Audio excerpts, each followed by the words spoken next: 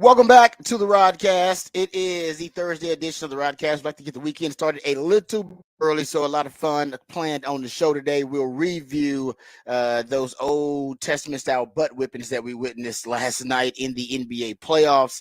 We'll get into that. Also, Steve Sarkisian spoke with the Touchdown Club down in H-Town, my hometown. We have some audio from Steve Sarkisian speaking with Longhorn fans down there. Also, we'll discuss a lot of his comments that he made. I thought he brought up some very interesting things before the 2024 college football season. So we'll talk some Texas football. We'll also go behind the burnt orange curtain, talk some more Texas football. We like to do that a lot on the show. We'll also get into some NFL news, notes, and nuggets, why you should be buying Xavier Worthy stock, at least reportedly what we're hearing. We'll get into that coming up a little bit later on. We have some audio of the Colts, from the Colts draft room, of them discussing the strategy and the thought process behind drafting A.D. Mitchell. I think that's pretty good. So we'll get to that too coming up in the next hour of the show. We got Rod's rant. We'll get to the conversation about the quarterbacks in the NFL draft. You had 6 of them taken in the top 12.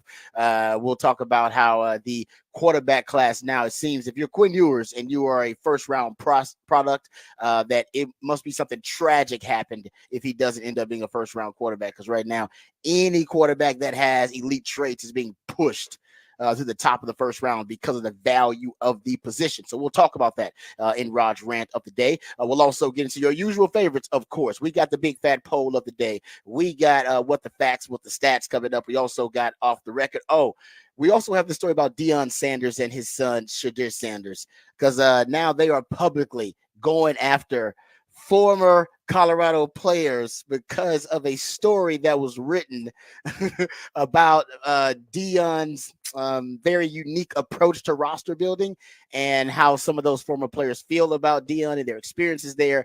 And apparently Deion and Shadir did not appreciate that. So we'll talk about the back and forth. They went back. Usually you don't see this from a college football coach, but Deion is he's a very special case, no question about it. So we'll get into that. We'll talk about that a little bit later on. So we got a ton to get into. Let's not waste any time. Without further ado, let's introduce you to the rest of the crew. He was, he still is the most valuable player here on the show.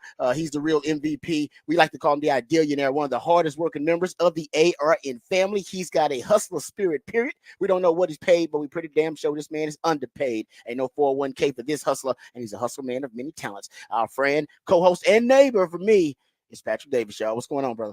Oh, it's going good on a Thursday morning, getting to the end of the week. Just getting ready for another weekend. I know the weather has not been great, but hopefully it'll clear up a little bit soon and we can go enjoy weekend. It can rain during the week. I don't care. I don't care what the weather is on the weekend. As long as it's the weekend, we all good. We get to the weekend. We all the weekend. We get close to the weekend, baby. That's all that matters. That's all that matters. Let me introduce my co-host. He's a proud alumni of DBU. He's got more papers than Dunder Mifflin and watches more film than Siskel and Ebert. He is the new Rod father of Austin Sports Radio, Mr. Rod Babers. Thank you very much for the intro, brother. I appreciate it. And Patrick, who, like I said, he wears a lot of hats around here. He will also give us the Horn headlines here momentarily. We'll get into that as well. Can't wait for the big fat poll today. That's always an interesting conversation. And, of course, your musically themed day of the week. We'll let my man Patrick get into that coming up a little bit later on in the 6 o'clock hour. But we'll start with the NBA. It won't be much to discuss about these 2 games we watched last night. I mean, both of those were just Old Testament style butt whippings, but we'll discuss it, break it down a little bit. Mavs in really good position to win that series, so we'll talk about that. But we'll also get to that Sark audio, and we'll get to a lot of Sark's comments that he had down there in Houston with Longhorn fans. And like I said, next segment we'll go behind the burnt orange curtain. There are a couple of topics I could bring up in behind the burnt orange curtain. Not really sure exactly. We can get into the transfer portal stuff a little bit too, because Texas needs, of course, help in the transfer portal at D tackle and at cornerback. And I believe they're going to have a visitor at the cornerback position on campus. And, of course, we're all awaiting the decision of Dominic Williams, the TCU defensive lineman, who believes going to make his decision in the next 24 to 48 hours. Yeah, he said midweek decision, I believe, is what they were reporting. What's his definition of midweek? I mean, Thursday kind of ends midweek, I'd say. If we're going to stretch midweek out, Wednesday is midweek. But I'll give you Tuesday. Yeah. I'll give you Tuesday through Thursday if you really want to go for it. You can't go Friday and go midweek. Like, bro, that's the weekend. That is officially the start of the weekend. You can't announce it on Friday, so we're assuming it's gonna happen today. You're right. I didn't know it was a midweek thing. If he's going midweek, yeah, this is the last day you can define as midweek. Other than that, now, man, Friday is the weekend. Yeah, I declare Thursday the weekend. I get there early. I'll say Thursday before noon. I'll give it to you. Afternoon, it's no longer midweek. We're now coasting into Friday territory, and yeah, definitely don't go close. After close of business, you definitely done. That's the weekend. No, don't be doing that after close of business on Thursday. I'm ready to know that parameters on this thing. All right, so we'll get to that too. We'll discuss that a little bit when we go behind the Burgers credit. Oh, also something yesterday I want to bring up, and we didn't have the time. The Bill Connolly's returning production rankings are pretty interesting. Usually when you get 11 players drafted like Texas did, you wouldn't be high in those returning production rankings. Not the case for Texas, which is why the expectations and optimism really high for Texas football, as it should be. All right, let's not waste any time before we talk NBA and get into some of Sark's comments and hear from Steve Sarkisian. Let's get to the Horn headlines. Let's get educated. Let's get informed. Let's get updated with the Horn headlines with my man, Patrick Davis. All right, your Horn headlines brought to you by Top Gun Rentals and Lawn Equipment. In the NBA, the Celtics closed out their series with the Heat, winning Game 5, 118-84. In the series, 4-1. The Heat were held to 3 of 29 from 3 in the game after the Celtics renewed emphasis on perimeter defense after Game 2. And the Mavericks took care of business in their Game 5 matchup against the Clippers, 123-93, with Luka Doncic adding 35 points and 10 assists. Mavs will try to follow the trend that teams that win Game 5 in a tied NBA playoff series go on to advance 81% of the time. Tonight's action includes the Pacers trying to close out the Bucks with Lillard and Giannis once again game-time decisions, and the Knicks head to Philadelphia to try and put away a 76ers team that fought to stay alive in Game 5. And in Major League Baseball, the Astros and Guardians once again went to extra innings, but this time Cleveland came out on top, winning 3-2 over the Astros. And the Rangers can't get a run home and drop a game to Washington 1-0. The Rangers will send Nathan Eovaldi to the mound today to try and win the series with pregame beginning at 1 p.m. right here on the Horn. And that is your Horn headlines. All right, thank you, Patrick, for the Horn headlines. We appreciate those. Also, next segment, I think we'll get into this too. There are some quarterback rankings by On3, and you could guess where the Longhorns might be ranked in those quarterback rankings. So we'll get into that, just a little hodgepodge of random Longhorn topics. But, of course, we'll hear from the coach as well. But let's start with the NBA. Mavs win. They take Game 5, as you mentioned in the Horn headlines, Patrick, 123-93. And it was, Luka who put on a bit of a show. You said yesterday, Luka's got to take his game to another level. He did just that with a sprained knee, I should say. And he's also dealing with some kind of bug. He was blowing his nose during timeout. So he's dealing with some type of congestion and illness. It's not quite, Michael Jordan flu game stuff. But he did have 20 of his 35 points in the second half, 14 of those in the third quarter. Finished the game with 10 assists and 7 rebounds on top of those 35 points. I think the real difference maker, because Kyrie only had 14 points. They didn't need much from Kyrie. Kyrie did have a decent game, 14 points, 4 rebounds, 6 assists, but it was Maxi Kleber with the 5 3-pointers, 4 of those in the second quarter that really, really just kind of set the tone, and I think was unexpected and really put the Mavs in a position in the way they can control the game, and they never really relinquished that control. They led by 10 points, I believe, at halftime, led 89-69 by the time they entered the fourth quarter, and that was all she wrote. Yeah, Derek Jones Jr. put together a good game too. Derek Lively had a good game. So you got some good bench production and role player production for the Mavs in this game. And it just seemed like most guys were kind of off in this game on both sides of the court. This is James Harden's by far his worst game in the series. Shot terrible. 2 for 12 in the game.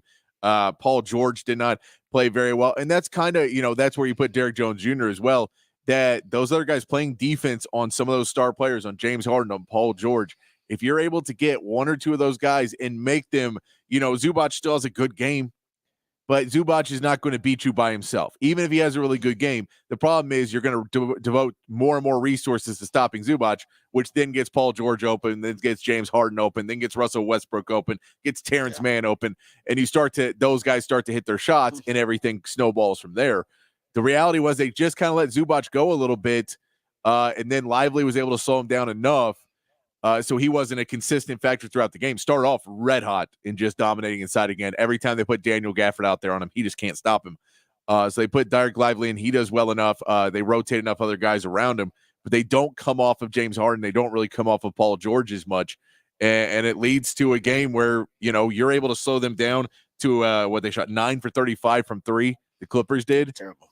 And you're able to get that performance that is kind of what Jason Kidd, when Jason Kidd's defense works the way he wants it to, which is getting all the other guys other than Luka and Kyrie to really, really step up and play big. Kyrie's been playing better defense.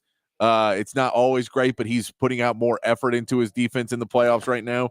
And so if you can get guys guarded well enough, then this Mavs team can go on and compete at really high levels. It's just you're not always getting that emphasis on defense from all the other guys when they're not touching the ball as much on offense, and you're not necessarily getting it when they start to get in foul trouble and when the refs are not letting them play. The refs, there was a little bit of foul trouble in this game, but they played through it, and it was again, we said before the game, if Luka can shoot over 40%, they're pretty good. And this was with the Mavs, the rest of the Mavs, like Kyrie not really showing up offensively. And some other guys that you would expect. PJ Washington was 1 for 7. So you'd expect those guys in that. But if Luka shoots well enough, they tend to be pretty good just overall. Yeah. Well, because his usage rate is so high, he's got the ball so much that if he's efficient, then you're going to have a chance. Because if he's efficient with as much as he has to, and you're talking about historically high usage rates, right? We're talking about, some of the top 10 all-time usage rates in NBA history with Luka. So if he's got the ball that much and he's efficient, and this was easily his most efficient performance, you're right. You can end up, they blew him out. And then obviously things are easier when you have no Kawhi Leonard. We assume that Kawhi is going to be there for Game 6 in Dallas. We assume, just right, because if he can go, he will go. You assume it's Kawhi Leonard. I said we. You're right. He does not fit the mold of any other superstar. It's an elimination game. When has he shown he's cared before? That's fair. Look, Kawhi Leonard is going to take care of Kawhi Leonard. And that is true. Yeah, If he's injured, I agree. But if he's hurt, if his knee is swollen at all, he is not going to play in this game.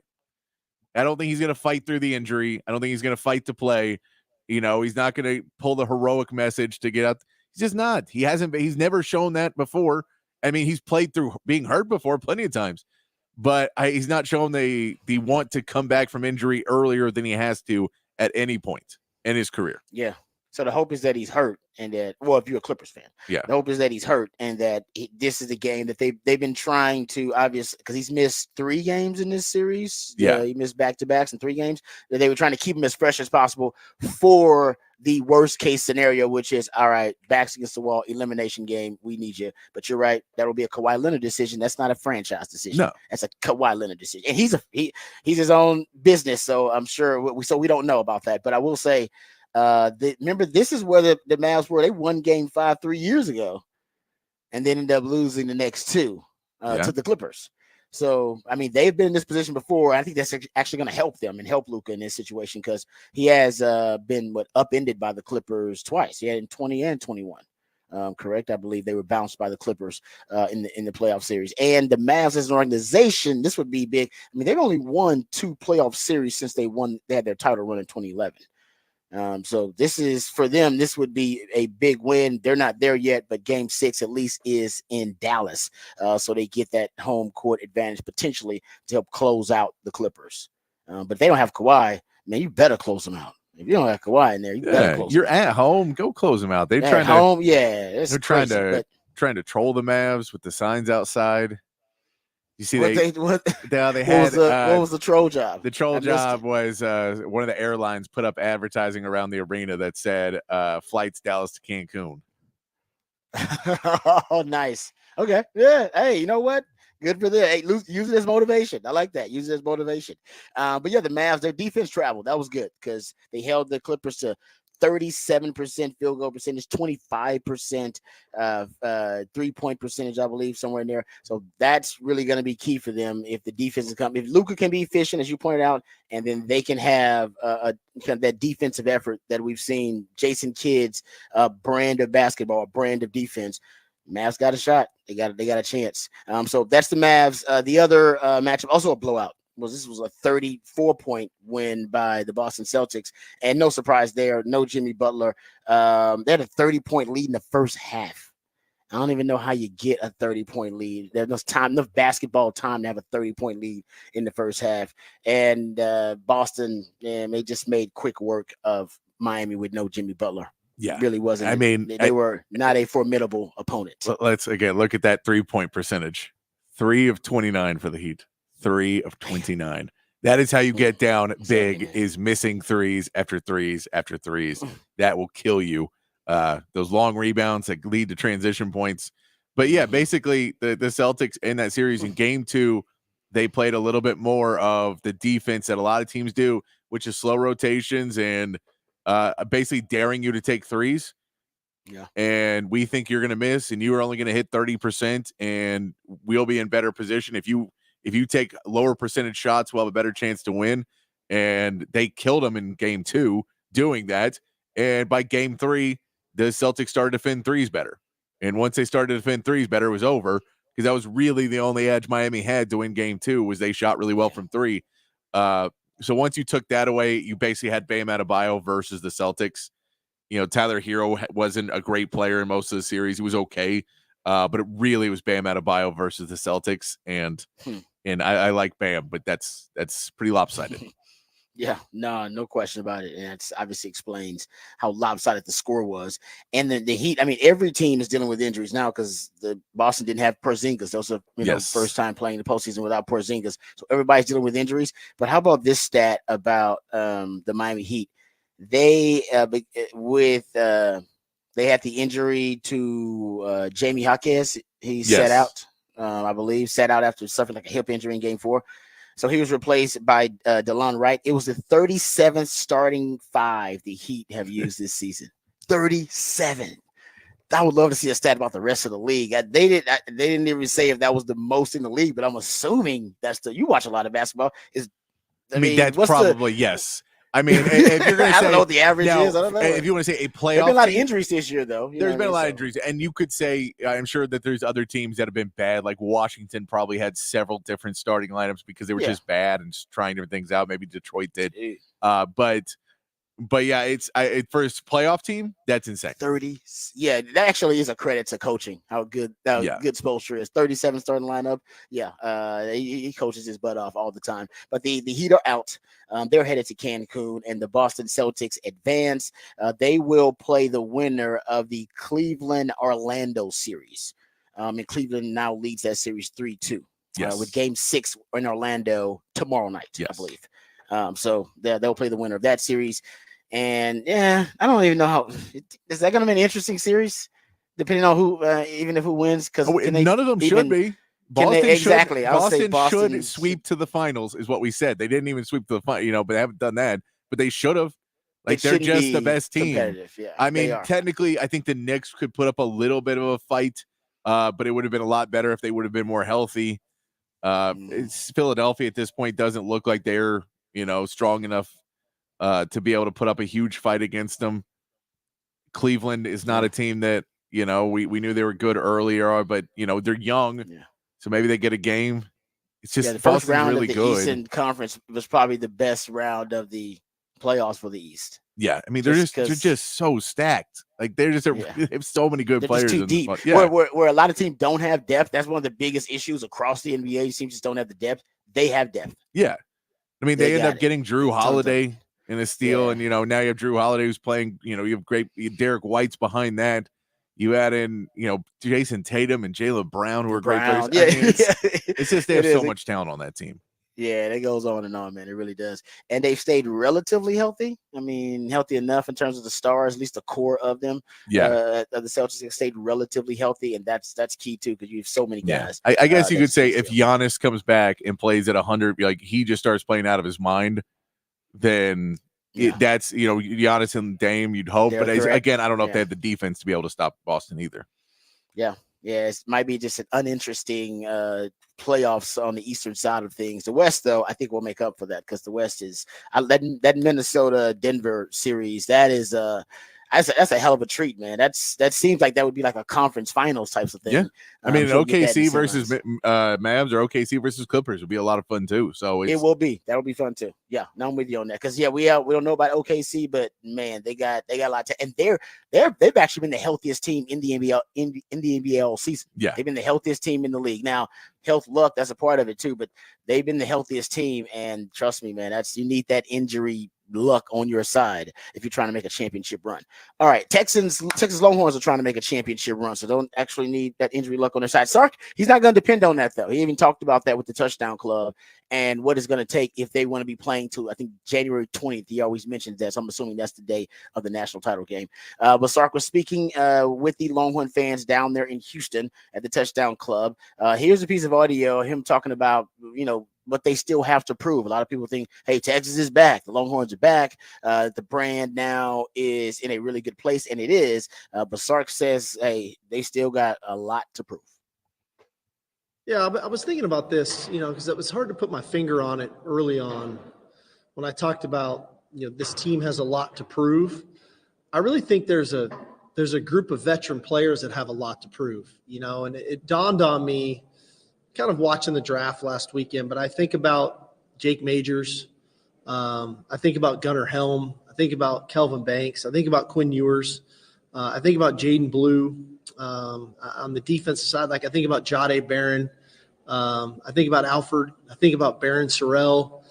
So there's a nucleus of probably another 10 to 15 guys. If I literally went through every guy I feel like they've got a lot to prove. And as much as it is, I feel like they have a lot to prove, maybe not so much to y'all or to the fans. I think they feel like they've got a lot to prove to that locker room, and they've got a lot to prove to those 11/13 guys who just left, that we're ready to step in and lead. And that's a good thing, right? That's a good thing. Anytime we have a chip on our shoulder at anything that we do, right, we're willing to go even further with that. And so I do think we've got great leadership in there. I think that we've recruited a really competitive team.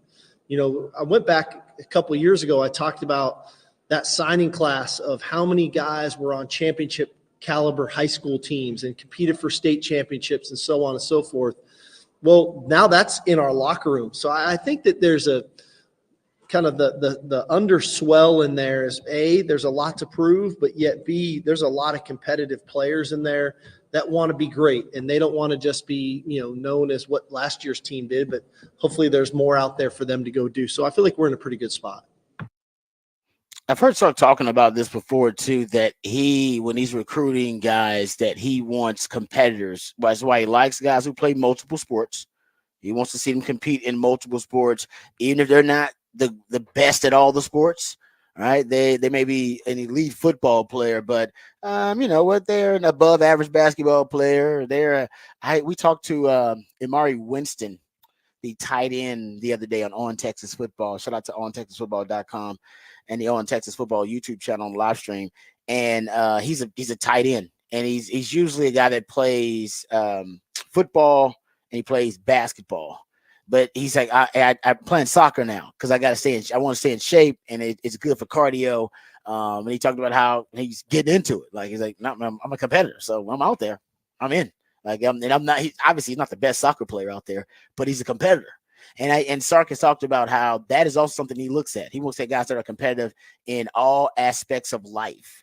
And I do think you start seeing the fruits of that. I mean, I think Xavier Worthy's 40 time is a prime example of that, right? He ran initially the 4.25. Everybody went 4.25. You're good, dude. You just proved you're the fastest player at the combine. You're the fastest player in college football, fastest guy in draft class. You're one of the fastest guys in the history of the NFL. You're good. Why risk it? Everybody keeps saying, hey, man, don't risk it. You run a slower time. And like, no, he's like, no. I believe I can run a faster time. I believe I can break the record.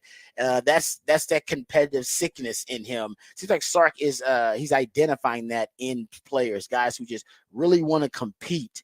And if you get enough of those guys, that's that dog in the players. You're looking for that dog, guys who just want to compete.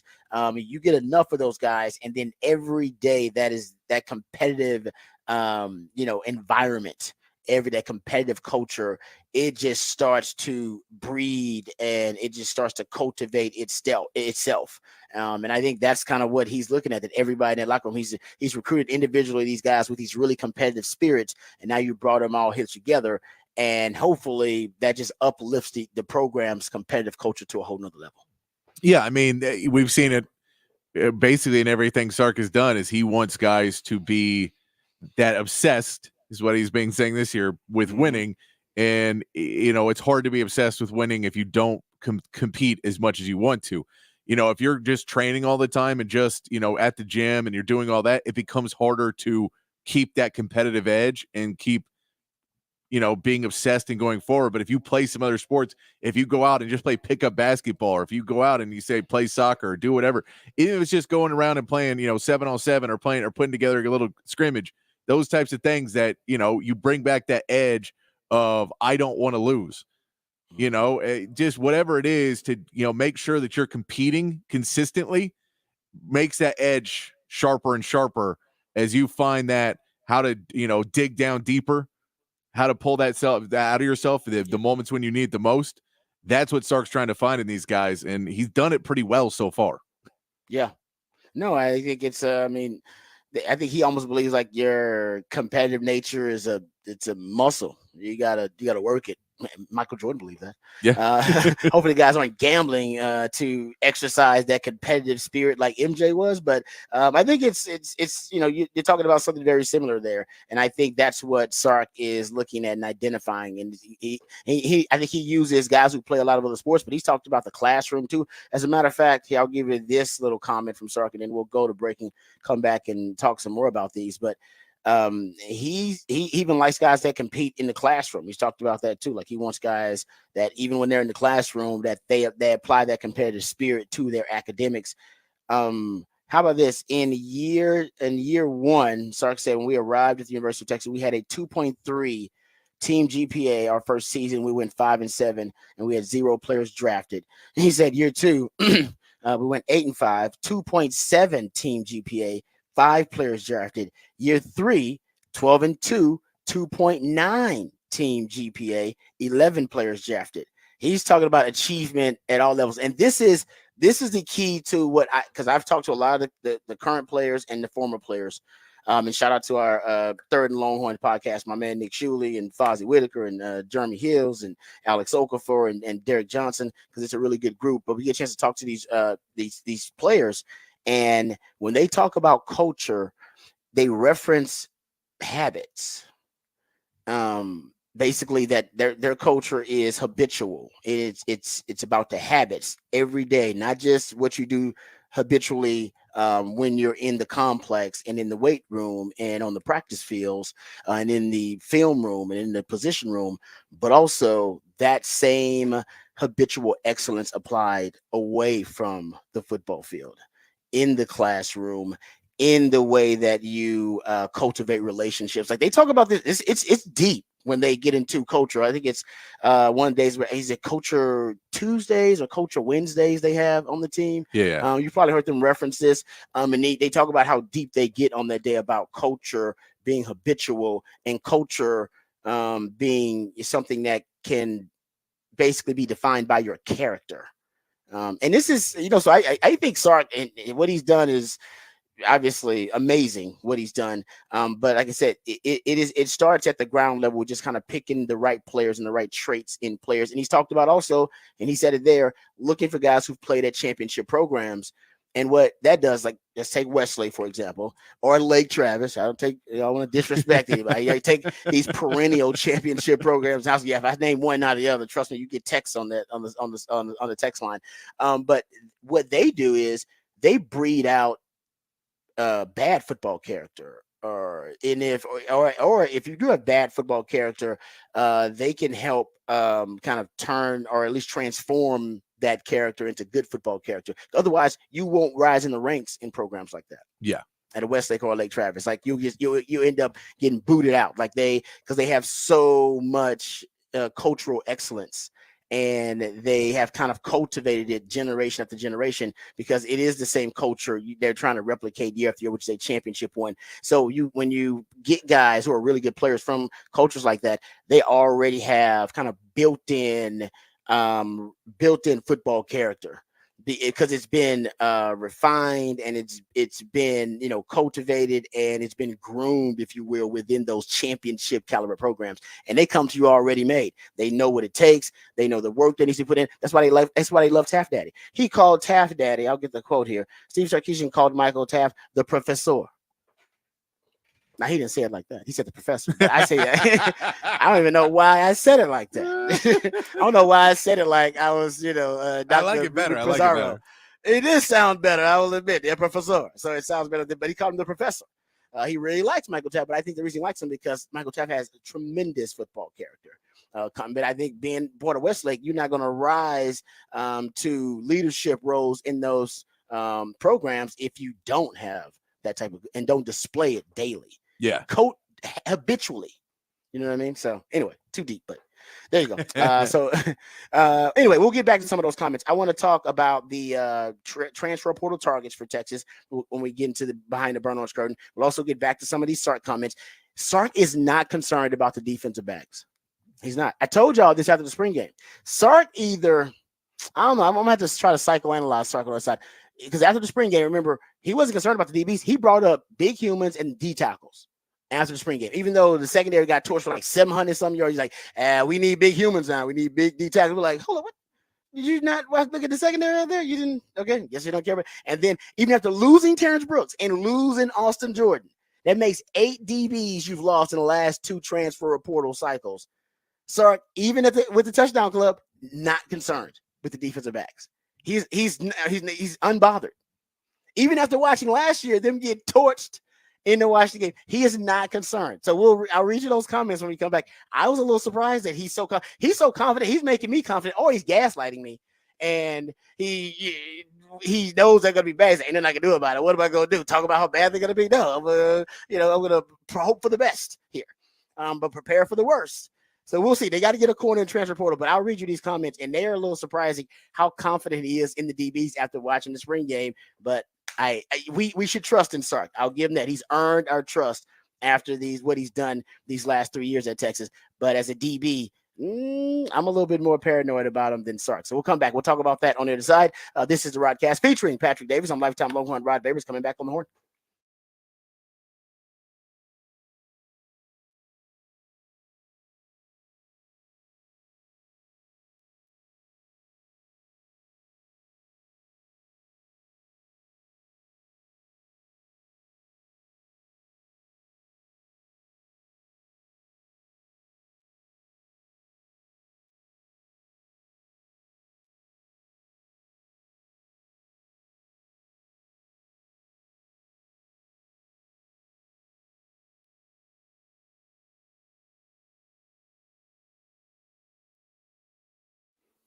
Hey, what's up, folks? Lifetime Longhorn Rod Babers here. We all love living in the city of Austin. And if you're a homeowner in the city of Austin, well, congratulations, because you own some of the most valuable real estate in America. The only downside is you actually have to pay some of the highest property taxes in the state. And many of my fellow Austinites, like you, are overpaying on your property taxes. Don't worry. Don't freak out. I was overpaying on my property taxes, too, until I found Ownwell. Ownwell can help you protest unfair property taxes and save hundreds, potentially thousands of dollars on your property taxes. Ownwell believes that when it comes to paying property tax, you should only pay what's fair. And it'll only take you 3 minutes to sign up. There are no upfront costs or fees. Ownwell will save you money on your property taxes, and it will save you money. Or it's free. That's a guarantee. If you don't save, you don't pay. But 86% of Ownwell's customers save on their property taxes. Ownwell handles everything from start to finish, and they deliver an average savings of over $1,100. Ownwell provides you with local tax experts backed by cutting-edge technology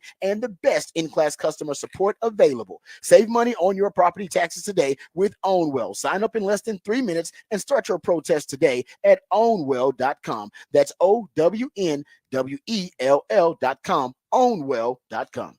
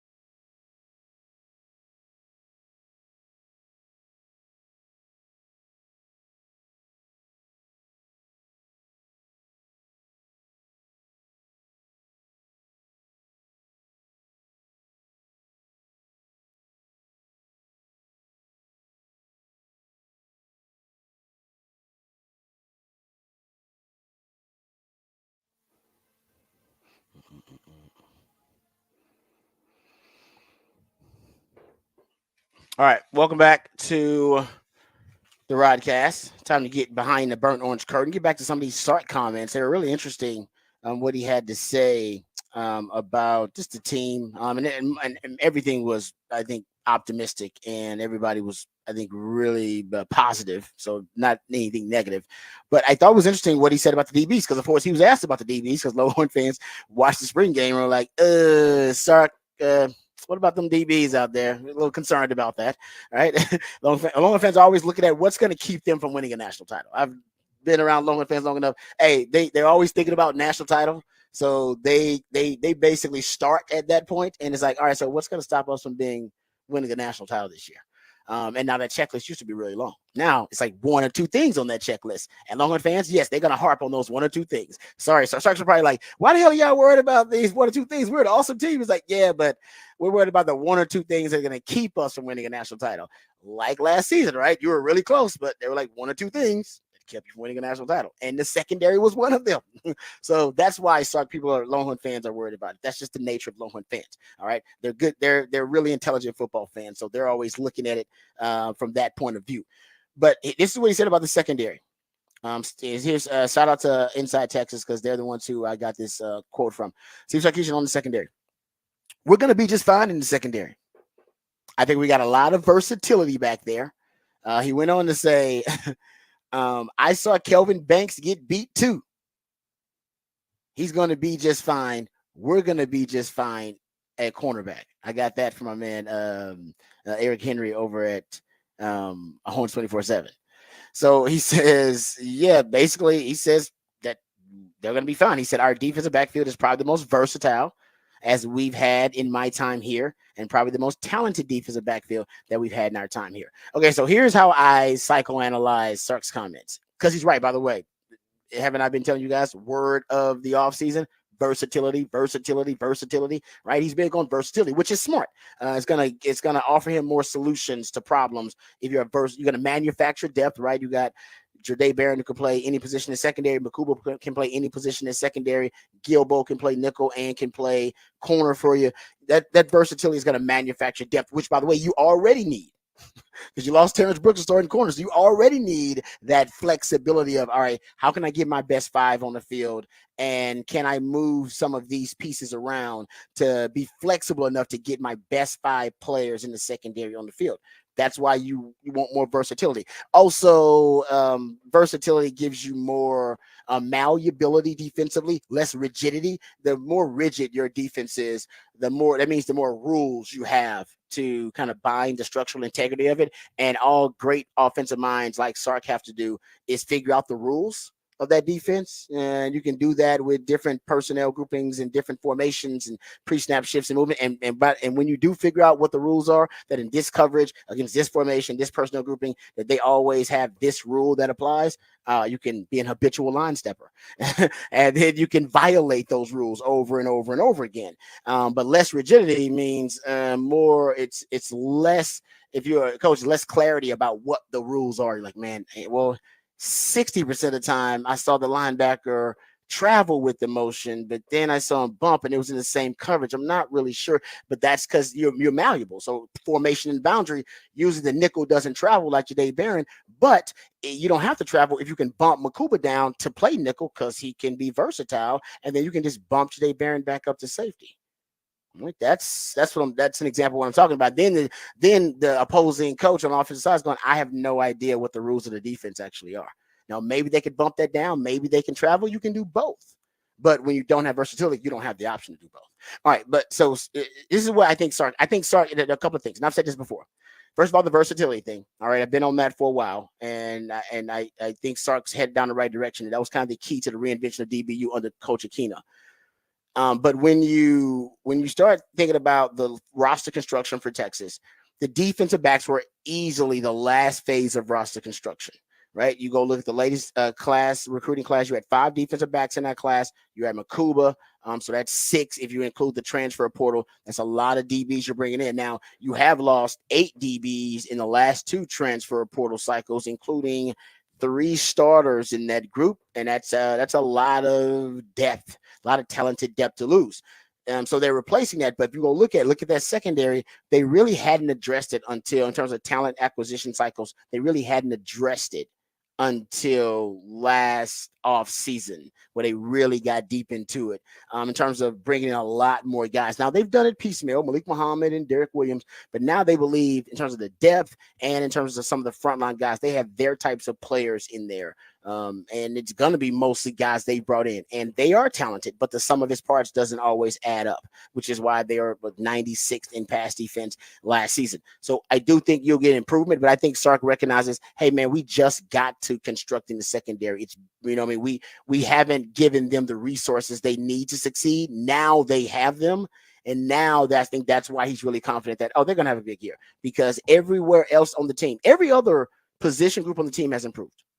Quarterback, O-line, running back, wide receiver, tight end, D-line has improved, right? You're talking about the edges this year. Interior D-line was awesome last year. Linebackers got overshown. Jalen Ford got drafted.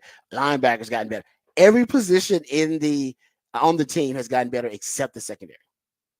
Think about that. I don't think that's a coincidence. I think Sark has recognized there's only so much you can do in roster construction with the cycles, and he wanted to prioritize offense first, which he did. Got your big humans, got your quarterbacks, got your wide receivers. Prioritize offense. He's an offensive guy. It makes sense. And now they're just getting to the defense. All the defensive prodigies are really young. Colin Simmons, Anthony Hill, Derek Williams, Malik Muhammad. So I think that's why Patrick, he's so optimistic that, no, they're gonna be fine. Because I just gave them the talent they need and the resources they need. They just got it. No, I think, I don't know how much of it is that he is, so much more focused on the offense that he's not as worried that if he's told this will be fine, this is the plan, this is what we have, that he's not going to be as focused on it, or if it is that he really has spent a lot of time looking through it. The thing you just want to know, do you have a plan B and a plan C? Mm-hmm. Because if you get in to Michigan game and Michigan throws for 300 yards on you, that team that didn't used to throw and now they throw for 3, and then you go, okay, and then you get into SEC play and people start throwing on you, and you had a whole game plan what you were going to do, and people just start throwing it on you and dominating that way, and it's costing you a couple games. And if you have that, is there a plan B where you can, especially in game change it, but even at, week to week, do you have those plan B and plan C ready to implement? Or are you going to be caught behind the 8 ball? That's kind of more what you'd want to know. He's not going to let you in on any of that, because why would he?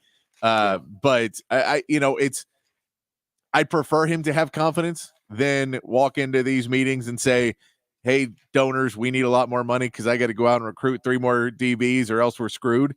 I prefer him to have confidence and not have to do that. But I'm not 100% sold on it. Just because I've yet to see it. I need to see it first. Like that's a lot of things with Sarkis. I need to see, we needed to see him not necessarily just throw the deep ball over and over and over again before we were going to believe that he wasn't just going to throw the deep ball over and over and over again. And so there's some of those things you have to see to believe. So I have to see this secondary really improve before it's not. And I know this is always on the text line too. We all know that if this secondary is bad again, then yes, there will be coaching changes, even though Sark doesn't like to make coaching changes. I think that's is pretty obvious at this point. If they underperform for a 3rd straight year, that you would say that, okay, we have to do something different. And we can't just, in a season bring in 10 more experienced DBs. So we're going to have to make some changes in the coaching. I think we all know that, but this is their final chance to go basically prove it during this season. They've thought up their approach, and we're going to hope it works. Yeah, I'm with you. I think Sark will have my thing is the contingency plan should be built on the versatility. Yeah, you can move pieces around. That if you like what you have at safety and your safeties are stable and Taft is the professor, all right, and you got Derek Williams, then maybe you can move Makuba to nickel and move Jahdae Barron out to corner, or maybe you like Jalen Gilbo, and Jalen Gilbo can be your nickel, and you can move Jahdae Barron out to corner, or maybe, Gavin Holmes does step up, or you get a transfer. Like, I'm with you. Just give yourself multiple options. That's why they're bringing in, I'll make sure I get the young man's name right here, transfer. I think it's Javion Cole. They're bringing in Javion Cole from San Jose State. Twitchy athlete, had 3 interceptions last season coming out of the Oakland area. and he's coming. From what I heard, my man CJ Vogler on Texas football tell me that he's coming on campus for a visit. That's the only corner that I've heard about that's coming on campus for a visit. They should be bringing in more guys, whether it's the kid from U of H, Isaiah Hamilton, since they got connections there. They obviously Takario Davis deciding to stay at Arizona, but they should be bringing in more corners to give themselves options there too. But then they're going to need some of these young guys to step up. And that's kind of what I was concerned about in the spring game. The young guys didn't play well. I mean, the frontline guys didn't play much, but the young guys didn't play well, and they're young. I mean, they just got here on campus. Some of those guys early enrollees, so it's not that concerning. They'll get better. But some of the same issues that hurt Texas last season in the secondary also their ugly faces once again, and they were exposed in the spring game.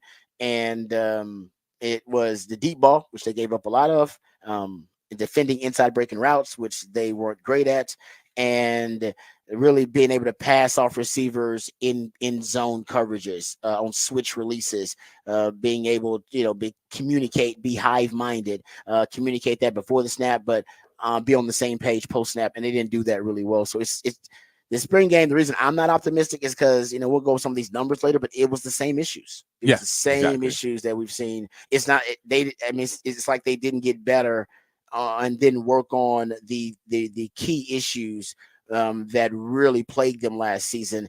Because in the spring game against an offense that you're familiar with, and they didn't do anything sophisticated or fancy. They just threw kind of basic concepts at you, and the guys did not respond well. So it could have been the youth, but we'll see if the confidence Sark has in that secondary. We'll see if Longhorn fans have the same confidence once they see him, like as much as he has, because he has seen him in practice last. So maybe in practice they're making more plays than they did in the spring game. All right, we come back. We've got the big fat poll of the day coming up on the other side. We'll also learn what the musically themed day of the week is. All of that and more when we return right here on the Rodcast featuring Patrick Davis. I'm Lifetime Longhorn Rod Babers coming back on the horn.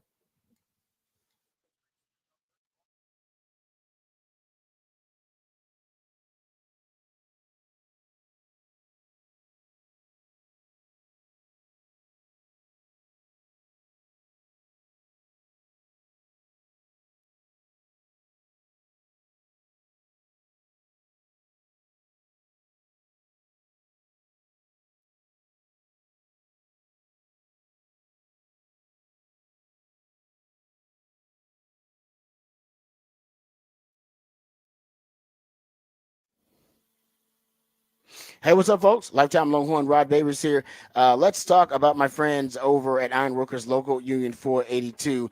They've done a tremendous job helping build the community that we love here in Central Texas. They've been helping build constructing items here in Austin, Texas. Some of the unique, iconic landmarks that we hold dear, like DKR Stadium and the Pennybacker Bridge. And right now, they're constructing even more big projects right here in Central Texas, and they need your help. They're hiring over 3,000 people for a huge project right here in Central Texas. They're offering competitive wages, competitive benefits, and a pension plan. They even offer training for unskilled labor through their apprenticeship program. So become a member of Ironworkers Local 482 and take pride in the type of teamwork and craftsmanship that help shape the future of our great city. So if you're looking for an exciting employment opportunity, or you want a refreshing career change, or you want a new challenge, or maybe you just want to feel valued by your employer, you become a valued member of Ironworkers Local 482. And right now it's the perfect time to do it. They're offering competitive wages, competitive benefits, a pension plan, and as I said, even offering training for unskilled labor through their apprenticeship program. So go online today at ironworkers482.org. That's ironworkers482.org.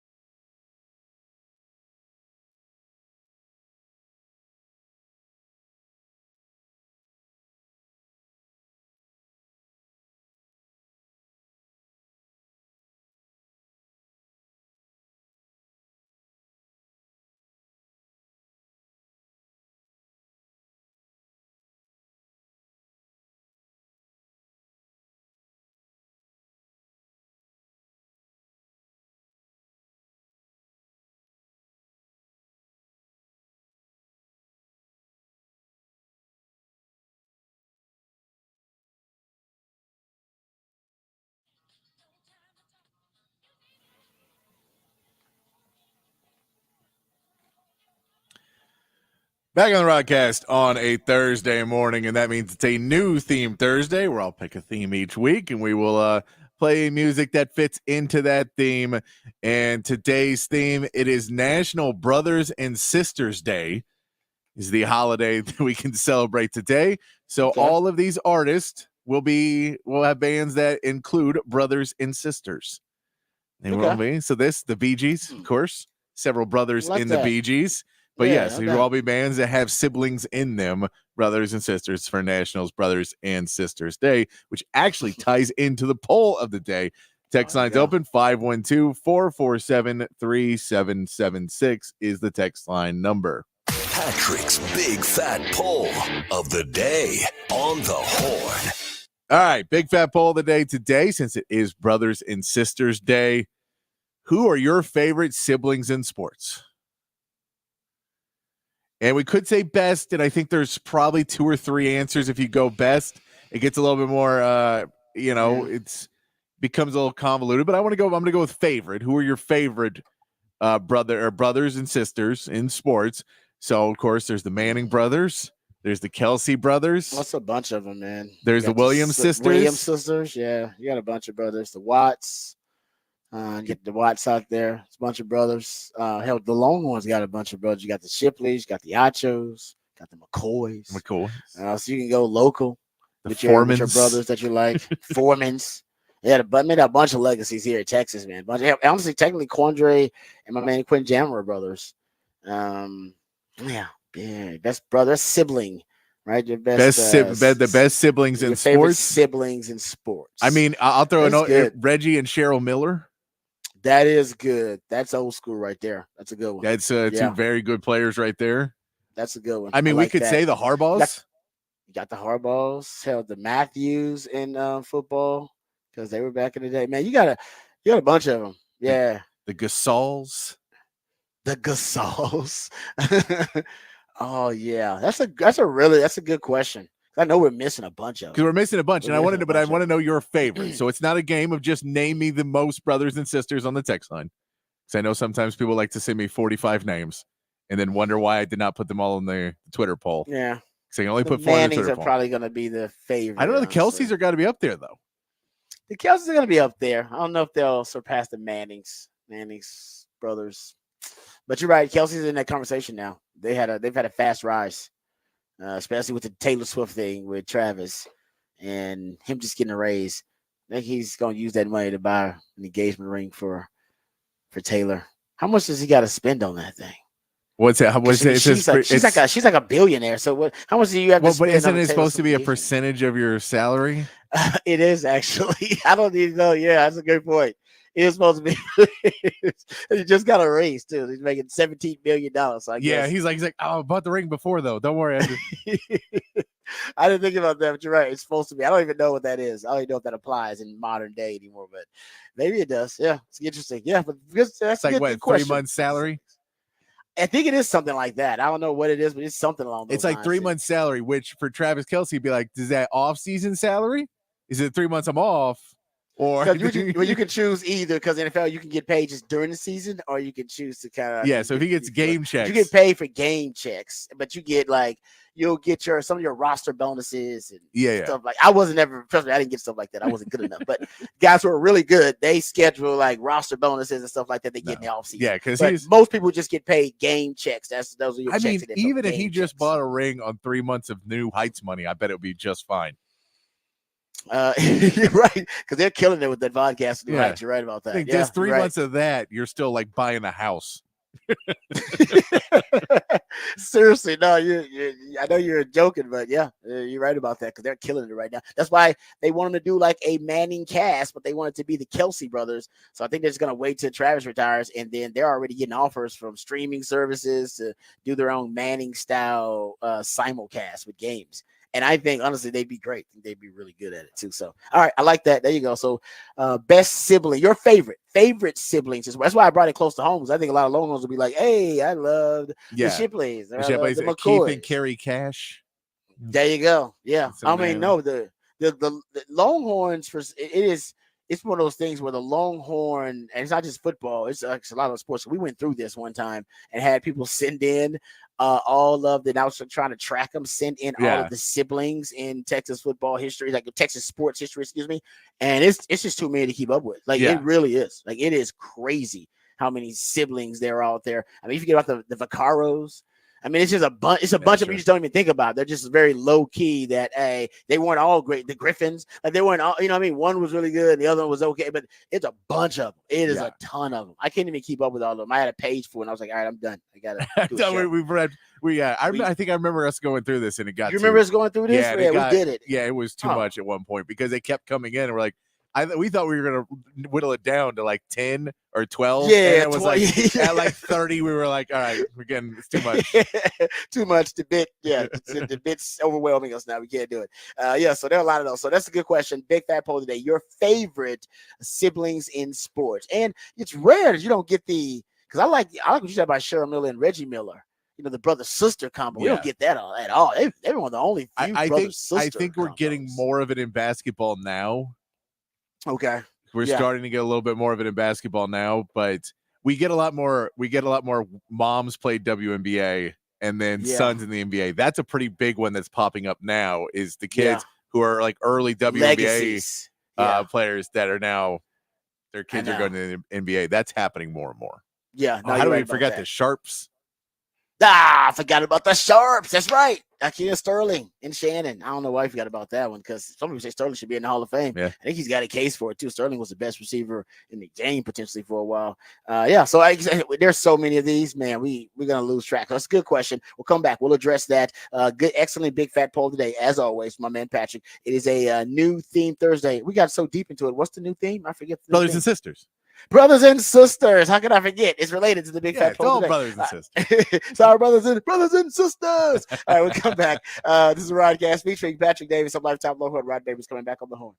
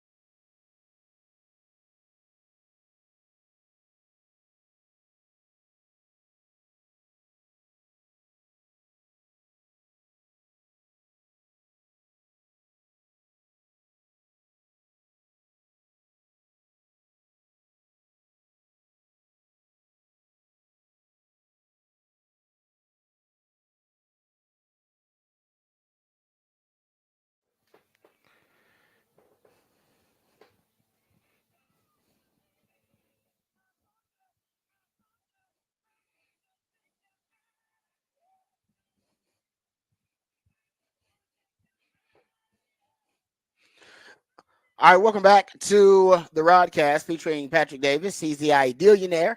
And he comes up with all the musically themed days of the week. And on a new theme Thursday, the new theme is all about brothers and sisters. That is the new theme for a new theme Thursday. So all the songs we'll reference are talking about brothers and sisters in some way. What's the brothers? What's the? Well, I what's mean, the they're brothers here? and sisters in the band. Oh, you're talking about the bands are actually brothers and sisters. Yes, the bands are brothers and sisters. Yes, I didn't realize that. So like the Bee Gees siblings. had 3 brothers. This has I didn't realize Sly that. Okay, Stone, I thought you were Freddie Stone, Rose Stone. They're all in this band. Gotcha. All right, there you go. See, Yes. all right. So Patrick, there you go. See, so there you go. And the big fat poll today also is sibling related because of the topic of the new theme Thursday. The big fat poll of the day is: who are your favorite siblings in sports? That's a good one. Nigga said it's. I know we missed a few. I think we named probably 20 randomly, and still. Oh no, there's a ton coming in on the text line as well. That's what I'm saying. Yeah. So give me a few that's on the text line that we haven't mentioned, but we mentioned a lot of them, probably some of the most popular ones. But if you're talking about favorite, I mean, that could be a lot of different things. Yes, there's Bryce and Breckenhager. They're throwing in there as well. Yes, I knew the Longhorns. Like I said, a lot of Longhorn fans gonna throw out a lot of Longhorns. Yeah, Longhorns there's a Lopez twins you can get into, and Rick and Brent Berry, and then there's also all the wrestling ones that people are throwing out there as well. Wrestling ones, that's a good one. CB's going with Earl and Tim Campbell. Yeah, see, there you go. Boom. Very up. See, it's extremely obscure. You wouldn't even thought about it. There you go. It's another one. Somebody one day has got to do the research on just legacies in Texas sports history, and I love to see just the legacies and like relations, siblings, all that kind of stuff. Like the family tree of Texas football. Yeah, just people, we'll just relate like who's because it's in terms of like the Hagers and like it becomes, I do think, kind of a for some, if you're lucky enough, it can become a family tradition if you got that kind of blessed to have those types of genetics. And I think a lot of yeah, you know what I mean? Like I'm sure it happens at every university. It just feels like at Texas, because we're in the bubble. Yeah, it does feel like it's more prominent at Texas, but I'm sure it's everywhere. I'm sure it's all over the place. I'm sure the Aggies got theirs too. So there you go. That's a good question. Throw it out there on the text line 512-447-3776. Your favorite siblings in sports. And Nick said not a lot of brothers and sister siblings. You can't find a lot of those. Find a lot of brother. Yeah. We haven't even found. Have we got any sister?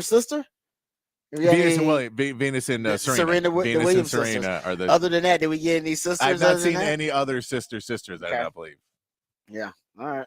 Yeah. Look for some sisters and some brother sister. Yeah, brother sister. I've got Reggie and Cheryl probably taking it. The Millers. That's probably it. Right? Probably taking the most. I don't know if there's another. Is there another brother sister? I'm sure there's got to be. There's got to be some, but not a famous one, obviously. That we're not like top of the not top of mind. All right, yeah, it's mostly brothers. So let's try to get the ladies involved here, guys. Folks, try to get the ladies involved here a little. And I know there are some brothers, sisters, or sister siblings that we're missing out on. All right, so there you go. Good question from my man Patrick for the big fat poll today. That's always the case. He'll also get Horn headlines here momentarily, get you updated on the big headlines of the day. We'll play some audio from the Colts, actually. The Colts have released the footage from their draft room of the AD Mitchell pick and what went into it. It's a little lengthy, but it's really good. Tells you exactly what they were looking for. It has the interview they had with him where they asked him to break down certain plays. I thought it was pretty interesting. So we'll listen to that. Also, I'll tell you why. And I pointed this out at the time of the incident, but now there are reports it could be confirmed why Xavier Worthy's draft stock is about to skyrocket. Not draft stock, but his stock now in the NFL after being drafted by the Chiefs. But his stock period is about to skyrocket. I guess I should say fantasy stock. It's fantasy stock, yes. Right, because that's kind of what I'm not into the fantasy thing. His rookie of the year odds, all of those things. Yes, his rookie of the year odds, fantasy stock is about to go through the roof as soon as, or if this report is confirmed. So we'll get to that too coming up here, and then we'll get to Rod's rant. We were talking quarterbacks yesterday, so I got a nice little factoid I want to share about quarterbacks, and we'll talk about positional value because that's what's pushing these quarterbacks who some believe would have been late first rounders or even second round picks, pushed them all into the top 12. Bo Nix and Michael Penix. Michael Penix, 5 years ago, He'd have dropped in the draft because of his age, because how old he is, and he'd have dropped in the draft because of the injury history that he has, the lengthy injury history. But because of the positional value of the quarterback position right now, people are overlooking that, or at least those data points have less impact on the overall evaluation. They're looking at the big arm, and the upside is really all they can see, and they've really decided to ignore the downside. And they used to consider more of the downside with those picks, but now it's like now quarterback, and I totally understand it, and we'll talk about why that is the case in Rod's rant today, because I do understand why why you would roll the dice on the quarterback position the way the way teams did in this past draft. I mean, I totally get it. Am I saying it's wise? It's not always wise, but I get it. But you gotta take some chances if you want to win in this league. You gotta take some chances, and the quarterback position is the best position to roll the dice on because the rewards are so immense and tremendous if you hit on it. If you hit, boom. I mean, everybody wins if you hit. All right, we'll come back. Let's get into that. We'll get into that in Rod's round today, but let's get right now into the Horn headlines. Let's get updated. Let's get educated and informed on the big headlines of the day with my man Patrick Davis. All right, your Horn headlines brought to you by Top Gun Rentals and Lawn Equipment. In the NBA, the Celtics close out their series with the Heat, winning Game 5, 118-84, and the series 4-1. The Heat were held to 3 of 29 from 3 in the game after the Celtics renewed emphasis on perimeter defense after Game 2. And the Mavericks took care of business in their Game 5 matchup against the Clippers, 123-93, with Luka Doncic adding 35 points and 10 assists. The Mavs will try to follow the trend that teams that win Game 5 in a tied playoff series go on to advance 81% of the time. Tonight's action includes the Pacers trying to close out the Bucks with Lillard and Giannis once again at game-time decisions, and the Knicks head to Philadelphia to try and put away a 76ers team that fought to stay alive in Game 5. In Major League Baseball, the Astros and Guardians once again went to extra innings, but this time Cleveland came out on top, winning 3-2 over the Astros, and the Rangers can't get a run home and drop a game to Washington 1-0. The Rangers will send Nathan Eovaldi to the mound today, trying to win the series with pregame beginning at 1 p.m. right here on the Horn, and that is your Horn headlines. All right, thank you, Patrick, for the Horn headlines. We appreciate those. All right, let's start with this A.D. Mitchell sound. And I thought something was, interesting. We heard Chris Ballard, who's the GM for the Colts, passionately and vehemently defend A.D. Mitchell about those the pre-draft rumors. It was kind of the post-combine draft process, but the pre-draft rumors about him, being irresponsible about handling his diabetes and, being very irritable at times when that happens, and not necessarily being a great practice player when that is the case, and he might need a handler. It was almost silly because we covering Texas had not heard any of that, and then before the draft, all this stuff drops, and we talked about it, so I won't read it too much or give it obviously too much attention. But he addressed it, and he said he dropped some F-bombs and talked about how upsetting it was and a bunch of BS, and that A.D. Mitchell, he thought their vetting process proved that he was a guy of high character and integrity, and everything was fine. They didn't have to worry about that kind of stuff. So they drafted him, and here is the audio of the process of Chris Ballard, the GM, talking to his draft room. That's where it starts about A.D. Mitchell. And then the rest of it is the scouts talking about A.D. Mitchell. And then there's a portion of it where A.D. Mitchell is in the film room with the coaches, and they're asking him to break down certain plays.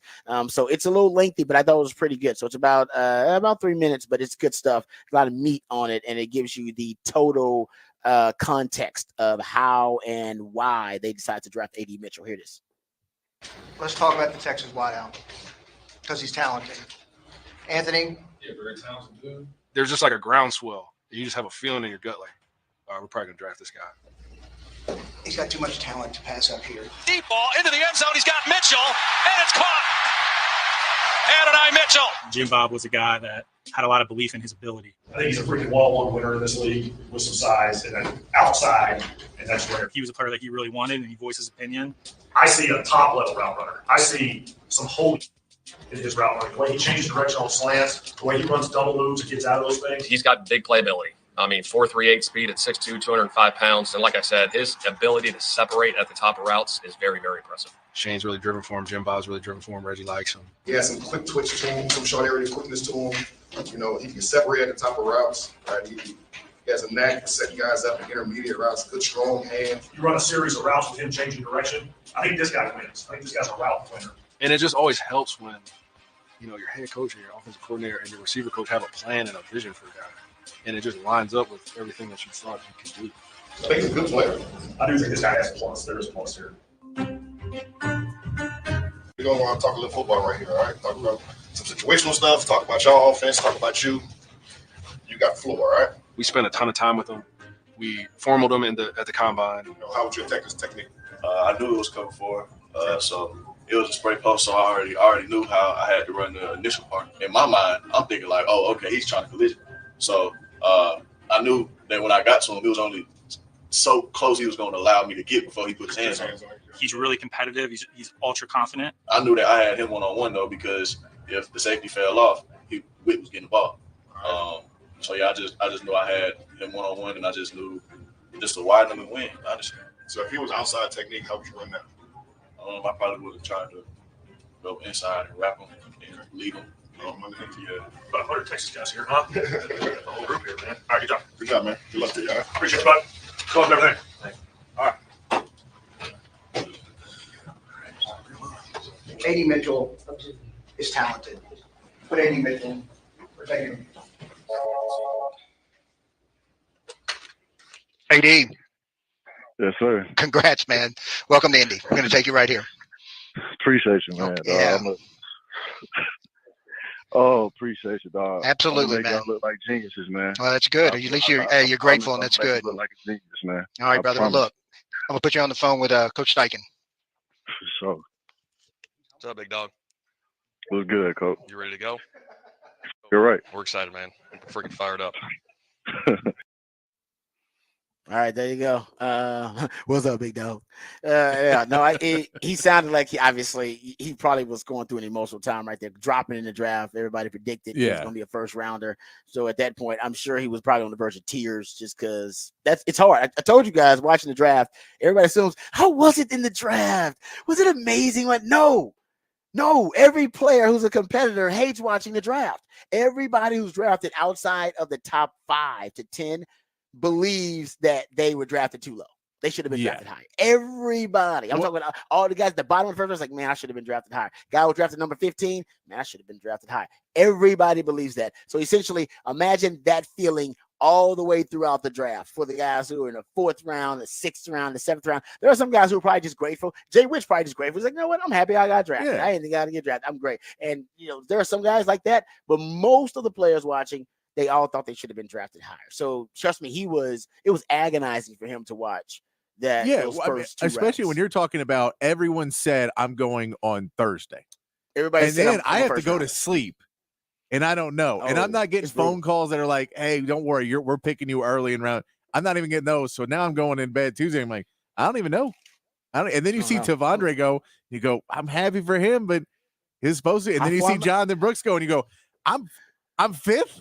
Yeah, exactly. It was. I'm guaranteed he was agonizing, man. He probably was. Yeah. And you're right. Going to sleep did not. That was brutal. No, do you remember Amon-Ra St. Brown has talked about how he will write the names of every wide receiver taken in front of him in the draft every day. He would write in his notebook every wide receiver taken in front of him. He's like, I'm gonna prove him wrong. Hey, what did he say on that call? I'm gonna make you guys look like geniuses. Make y'all look like geniuses. Yeah. Matter of fact, I love the Colts draft, by the way. They got Latu, who might be the best pass rusher in the draft. Got a deal on AD Mitchell. Talk about value. Getting that guy in the 2nd round. That's a hell of a it might end up being your number 1 wide receiver. You got him in the 2nd round. But he wins against man coverage, 84th percentile versus man, 83rd versus press coverage. He can win against man. That's what he'll get. And I think that was one of the Longhorns. A lot of Longhorns were considered a steal of the steals in the draft. They were. Tavondre Swell was a steal in the draft. AD Mitchell was a steal in the draft. JT Sanders. JT Sanders is a great steal in the draft. Jonathan Brooks. That's a number 1 running back, right? Potentially. So I think the Longhorns are going to be considered some of the steals. We'll get into that a little bit later on, actually. But there you go. AD Mitchell, Chris Ballard. Chris Ballard is from Galveston too, by the way. He's a Texas guy. He's from Galveston, so and A.D. Mitchell's from H-Town. So I'm sure that was a vibe there. Both of those guys being kind of from the same region in the same area. So congrats to A.D. Mitchell, but I thought that was some interesting sound to play. All right, let me tell you why you should be buying X-Man stock. Because if you're a fantasy guy, hey, whatever, fantasy guy or gal, buy X-Man stock, draft them if you can as soon as possible. Because I remember saying this at the time when the incident happened with Rashee Rice. I said, man, they got to get a receiver because there's a good chance this dude might be suspended for a good portion of the season. Well, James Palmer is reporting, who reports on the Chiefs a lot. He's reporting that the Chiefs are expecting Rashee Rice to be suspended for at least half of the season by the NFL. So that's in the 8-game range there. That is the case. I guess Hollywood Brown is some stock you'd buy too, but something tells me Xavier Worthy is a stock that you need to be buying if you're a fantasy guy, because they are he's the future. They got Hollywood Brown's on a 1-year deal.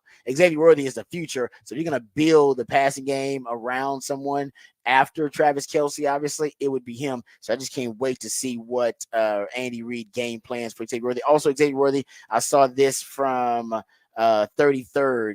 He got a tattoo. He got a Kansas City Chiefs tattoo too. Yeah, it said what round 1 pick 28 or 27, whatever. 27, right? 28. Yeah, he's 28. 28. They moved up to him.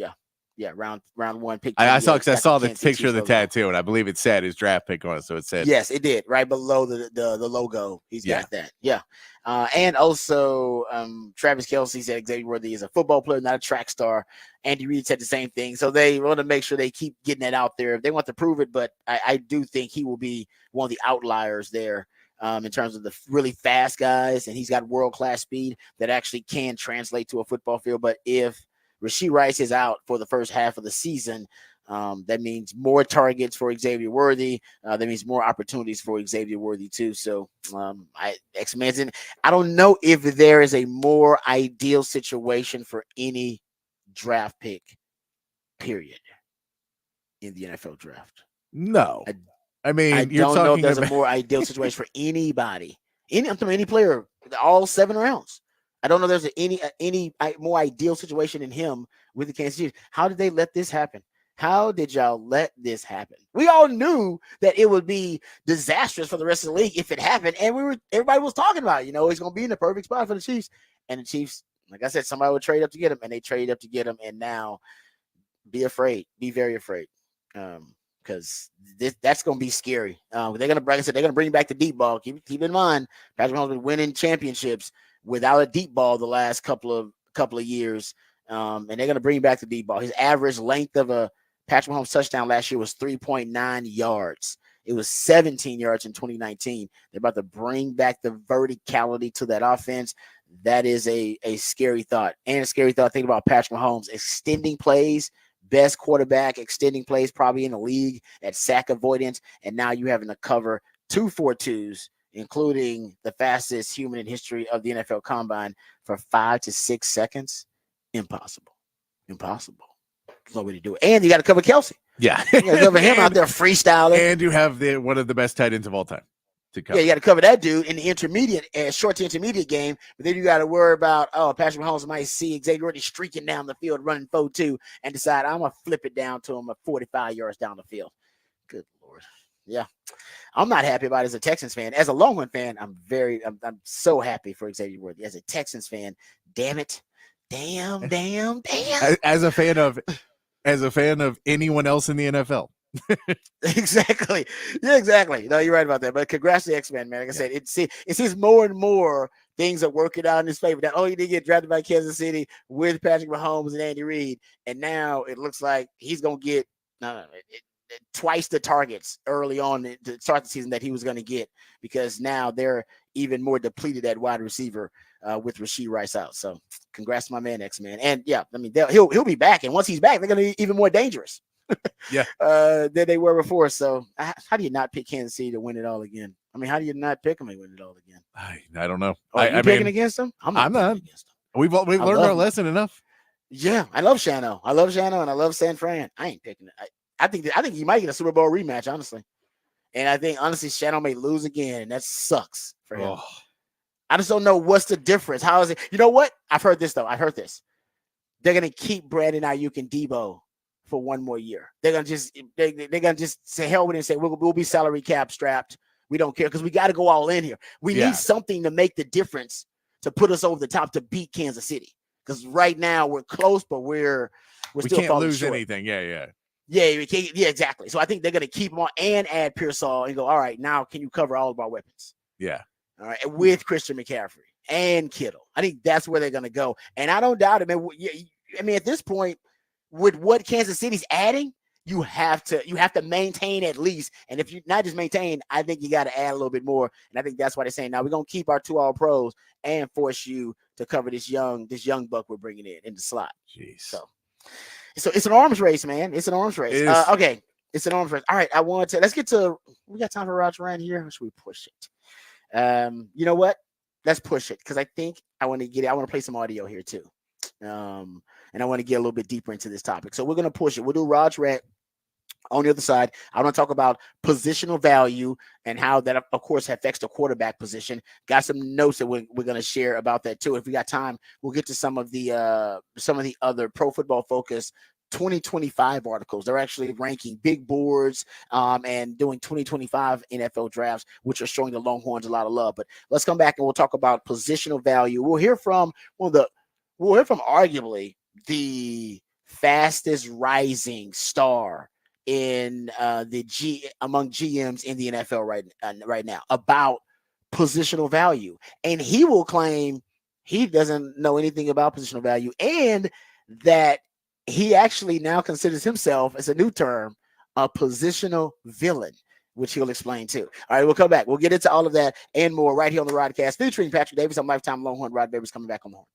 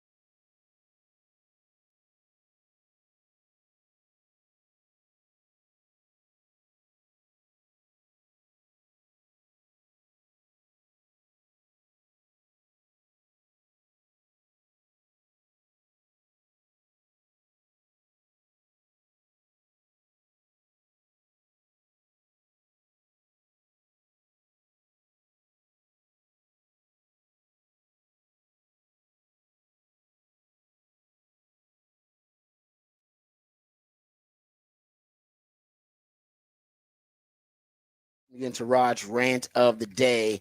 Now, I want to talk about the quarterbacks, of course, in the NFL draft. You had 6 of them taken in the top 12. There's no doubt the position, the quarterback position is now valued higher than it's ever been. In some, you could argue maybe overvalued, considering, especially in the first round, considering really the hit rate of quarterbacks. But I think ultimately what teams are looking at is the reward. So they're looking at the upside, not the downside. They're ignoring a lot of the downsides of drafting quarterbacks that high and it not working out, and looking at the upside. And you would say, well, it actually it doesn't work out more often than it does. So you should consider the downside. And that's not how teams operate. Because I think ultimately what teams understand about the quarterback position is if you hit it, the rewards are almost infinite. Like you basically you push your ceiling as a franchise, right? You push it to a whole nother level, and you open up so many other possibilities, and it covers up so many mistakes. So you can make a lot of mistakes as a franchise. You can screw up royally, and if you hit on the quarterback, it covers it all up. Texans are a primary example. Yeah. Look at the Texans. The Texans, you know this, Patrick. Patrick renounced his fandom. He was so upset with the Texans organization like 4 or 5 years ago. He was so upset. He was like, no, I can't even be a Texans fan anymore. I won't watch them. He was so hurt by them. And they were the worst run organization, arguably, in the NFL. No question. Yeah. They hit on quarterback, and now people are saying, yeah, you know what? They're the biggest threat to the Kansas City Chiefs. And it's mostly about hitting on quarterback. And by the way, the Texans, they're top 10 in dead money, in dead cap money, even for last year, right? Because they still got the Deshaun Watson disaster on the books, that kind of stuff. But it didn't matter. None of it matters because they are allowed to reset the championship window when they hit on the quarterback. You go look at the 49ers. The 49ers made one of the worst trades in NFL history. Shano would be fired. Lynch would be fired. If it was any other organization and they hadn't hit on Purdy, everybody would be gone. But they hit on Purdy. They've had Garoppolo and then the Trey Lance thing, and Purdy's now the guy because they hit on Purdy. By the way, they hit on Purdy. They hit on Mr. Irrelevant last in the NFL draft. They hit on him. Now, what are they doing? Now they've been able to reset everything, and all the sins of the past have been forgiven. Yeah. The worst trade argument in NFL history, some people would say, Trey Lance, and it barely affects them as an organization now because they were able to trade him and get a 4th round pick in exchange, and now they can start over with a cheaper version of Brock Purdy. If you hit on the quarterback, all the mistakes, all the dumb ideas you had, and all the dumb moves you made, they are all forgiven. Philadelphia does it all the time. Yeah. Philadelphia does it all the time. They just keep resetting the window. That's why they got the Jalen Hurts thing. They reset it. And the thing about it with Carson Wentz, they admitted, you know what? We might not have drafted the right guy with Carson Wentz.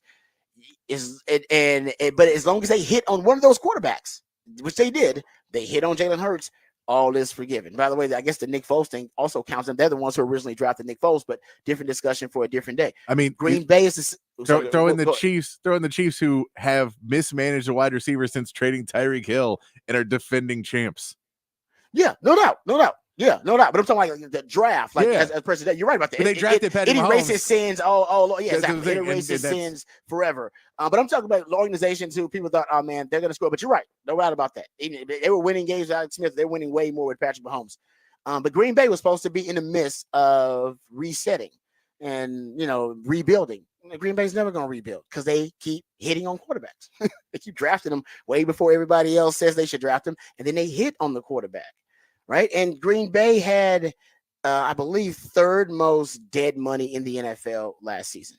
But the quarterback worked out for them.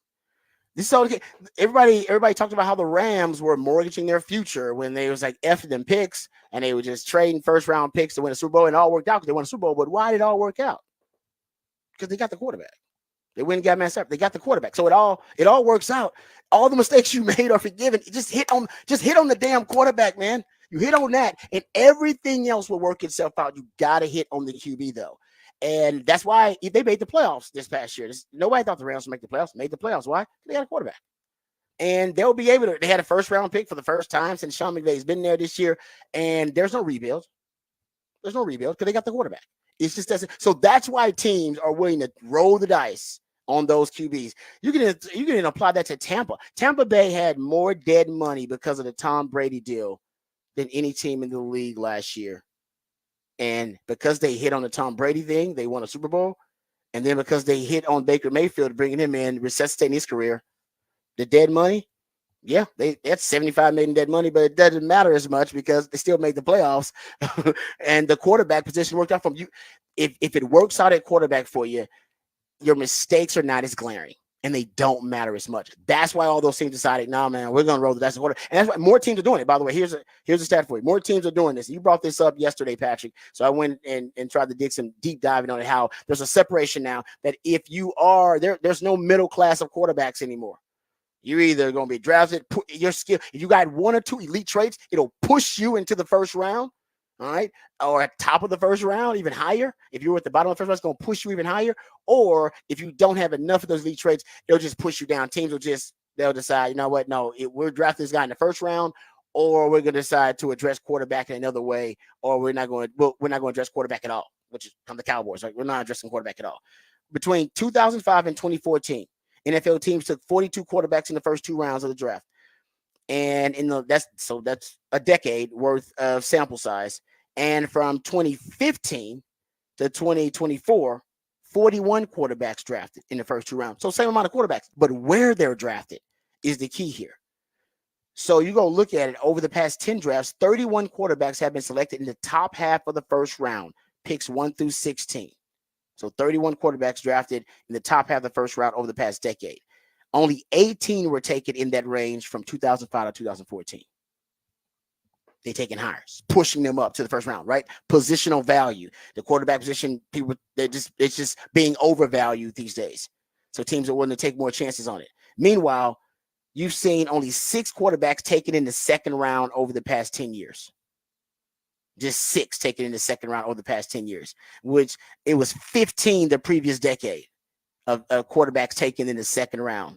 15 from 2005 to 2014, and you've only had 6 in the most recent decade from 2015 to 2024.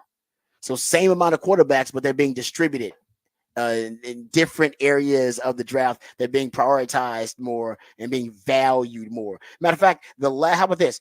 The last time, if you go look at it, we haven't seen a quarterback taken from picks 34 to 63 since Jalen Hurts. And only 4 have been taken in that range in the past decade from picks 34 to 63. Because Jalen Hurts these days would have got pushed all the way into the first round. They'd have pushed him to the top 16. They'd be like, no, we're pushing to the top 16. Or he would have got dropped all the way where Spencer Rattler got dropped to was middle round. So the middle to the late rounds. So in fact, what you've talked about, Patrick, it is indeed happening. It's been happening over the last decade. That's because of the valuation of the quarterback position overall. And, Brad Holmes, who's a really good GM in the NFL. He's the Detroit Lions GM. He's really good. I'll give you some stats on that in a second.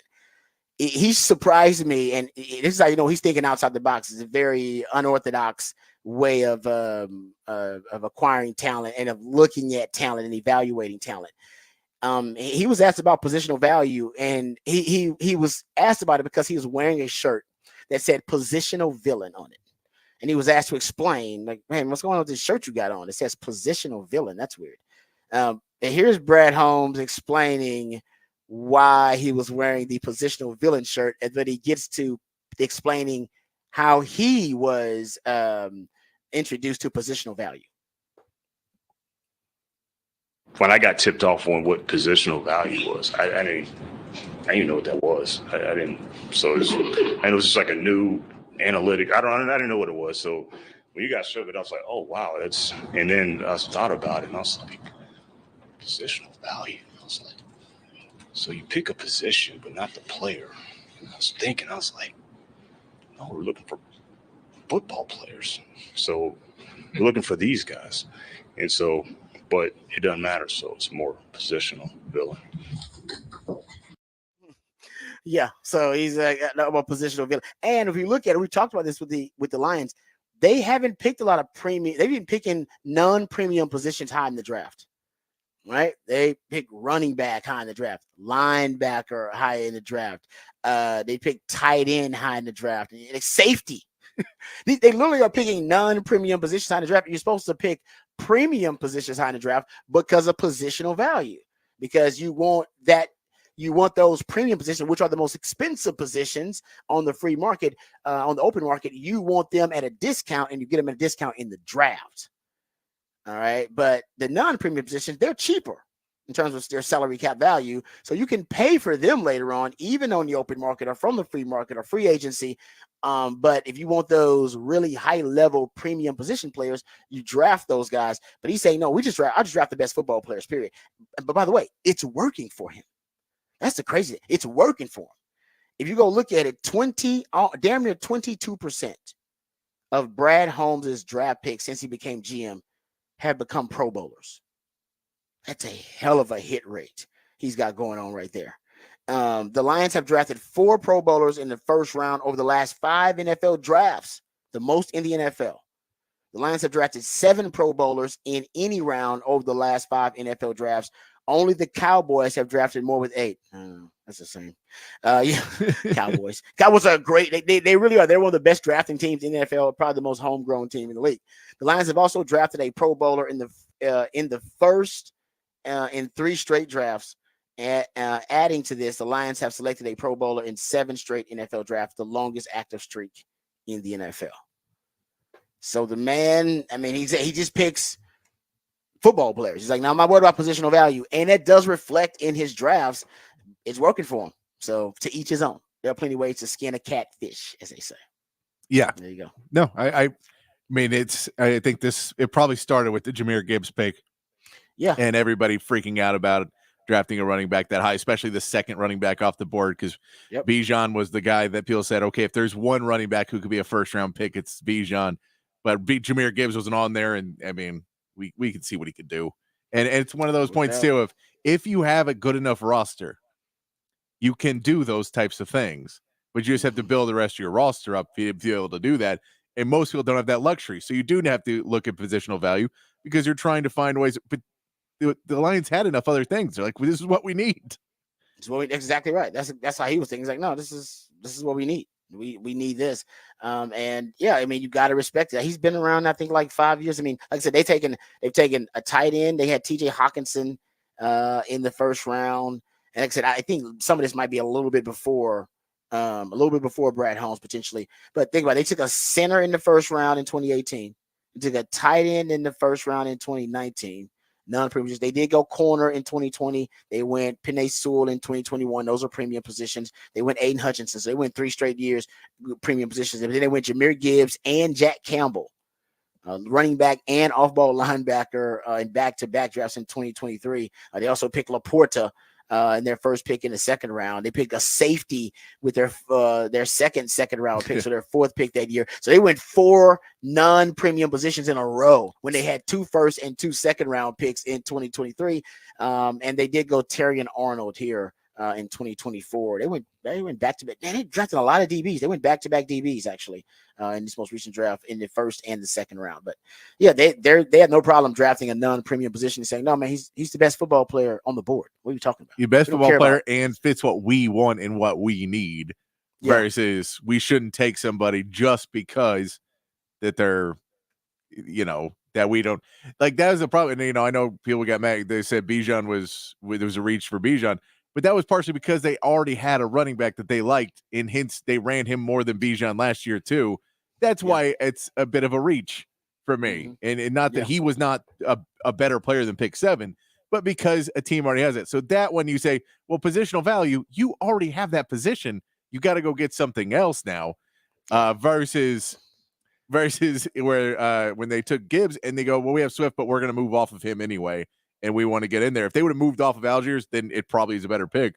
But yeah, those are the issues of when you're drafting positionally. It's, can you find a place where you need a hole and you feel that this is a solid upgrade and can be a long-term upgrade for you versus are you just drafting it because that's the position you're supposed to draft? Yeah. And yeah, you're right. It is. I mean, it's kind of gets to the Atlanta Falcons pick, right? I mean, yeah. And Atlanta actually has been one of those teams that not ignores positional value, but is definitely not the ultimate determining factor. As you point out, drafted Bijan, drafted Kyle Pitts right early on, even though he's kind of a freak of nature, drafted Kyle Pitts early. So them drafting quarterback, I do think they also kind of work outside the box and getting back. I guess we come full circle here to the Raj rant. If it works out with Michael Penix, nobody will care.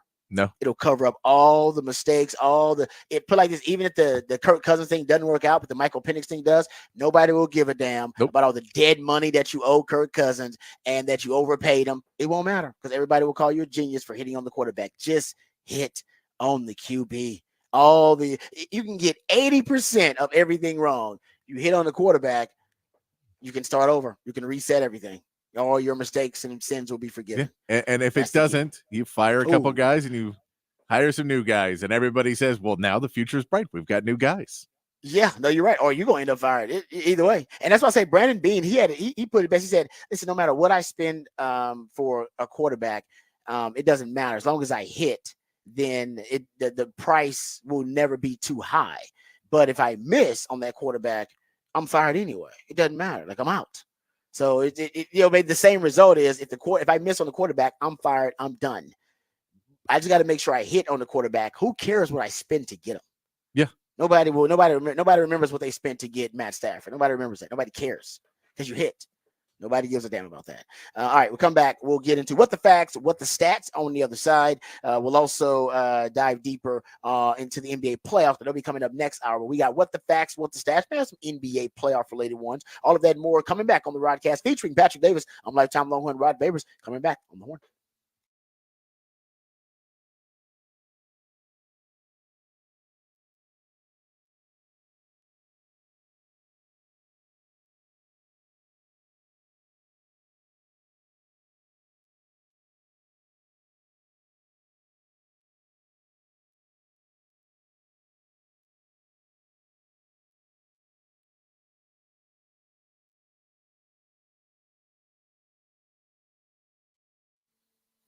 Hey, what's up, folks? Lifetime Longhorn Rod Babers here. Austin is a great city, even with the traffic. It's still one of the best cities in the country, and we know this because it's one of the fastest growing cities in the country. Every time somebody comes to Austin, they want to move here, and as our city continues to grow and thrive, so do our friends at Ironworkers Local 482. Many of the iconic landmarks we love in this city that make it so unique were actually created and built by the skilled craftsmanship of Ironworkers Local Union 482, like the Pennybacker Bridge and DKR Stadium. The folks over at Ironworkers Local Union 482 don't go to the office, they build it. So if you're looking for an exciting employment opportunity, or you want a refreshing career change, or you want to feel valued by your employer, you can become a valued member of this prestigious organization, Ironworkers Local 482. Right now, they're hiring over 3,000 people for a huge project right here in Central Texas. They're offering competitive wages, competitive benefits, and a pension plan. They even offer training for unskilled labor through their apprenticeship program. So become a member of Ironworkers Local 482 and take pride in the type of teamwork and craftsmanship that helps shape the future of our great city.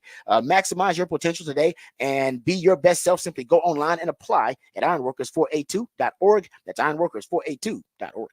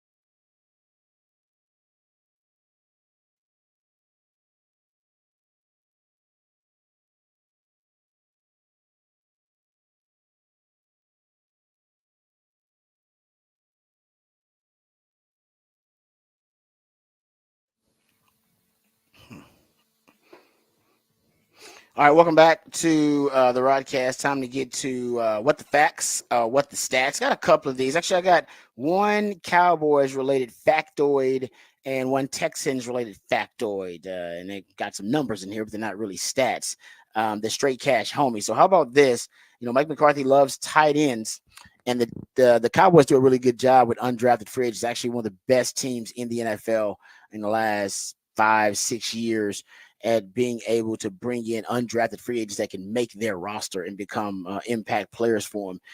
And they really like a tight end that they're bringing in, who apparently is getting also a big signing bonus for them. So there's a big body tight end, Minnesota's Brevin Spanford is his name. He got a $20,000 signing bonus as an undrafted free agent for the Cowboys, and a sizable guarantee of $225,000 to sign with the Cowboys, according to reports. So he's 6'6", 260 pounds. For context, the Cowboys' entire 13-man undrafted free agent class got $573,000 in guaranteed money. If they end up signing with them, he's gonna get he got a $20,000 signing bonus and $225,000 to sign with the Cowboys. So they really like him. Span apparently that the team spent 39% of that amount on Spanford's contract alone. The $573,000 they spent in the entire class, they spent 39% on just him. It topped what Dallas gave fullback Hunter Luepke in 2023, who also they really liked Hunter Luepke, and he ended up making the 53-man roster. So the expectation is that Spanford also will make the roster. He is the fourth Big Ten tight end on the Cowboys roster. Jake Ferguson, Luke Schoonmaker, just Jake Ferguson's from Wisconsin, Luke Schoonmaker's from Michigan, and Peyton Hendershot is out of Indiana. I don't know what they got. They got definitely some type of affinity for tight ends out of the Big Ten. So there you go. Cowboys bringing in an undrafted free agent who they must really like because they're spending a lot of guaranteed money on him. So there you go. Also, the Texans, I'll throw this out there. I didn't realize this either. Texans have a top 10 amount of salary cap space left. If you go look at the teams with the most salary cap space, as actually all the teams in the AFC South, the Titans, the Colts, you know, the Texans, they're all Jags. They're all in the top 10 in remaining salary cap space. The Jags are third with 34 million. Titans are fourth with 30 million. The Colts, they are seventh with 28 million. And the Texans are ninth, I believe, with 23 million remaining in salary cap space. So actually, take that back. Texans are 10th in remaining salary cap space, 23.6 million. So what are they going to do with the remaining salary cap space? I don't really know what they're going to do with it. Nick Caserio loves to make some moves. So I wouldn't doubt if they're still thinking about potential moves before training camp. I mean, the Texans, they are, Nick Caserio says he's always on the phone. And even talked about, matter of fact, we got some sound of Nick Caserio later talking about the trade market for this year's draft. Not a lot of moves made. He made more trades than anybody in the 2023 draft, but in 2024 draft, not as active. But he said he tried to be active. It just, he couldn't find the value that he was trying to acquire, or that he was seeking in those trades. All right, that is what the facts, what the stats. We come back, we'll get into some NBA playoff review. We'll talk about the games last night. The Dallas Mavs in a really good position now to win that series, up 3-2 on the Clippers. We'll review that. Also, we'll hear from Steve Sarkisian, who spoke to Longhorn fans down at the Touchdown Club in H-Town. We'll get into all of that and more right here on the Rodcast, featuring Patrick Davis. I'm lifetime Longhorn Rod Davis, coming back on the horn.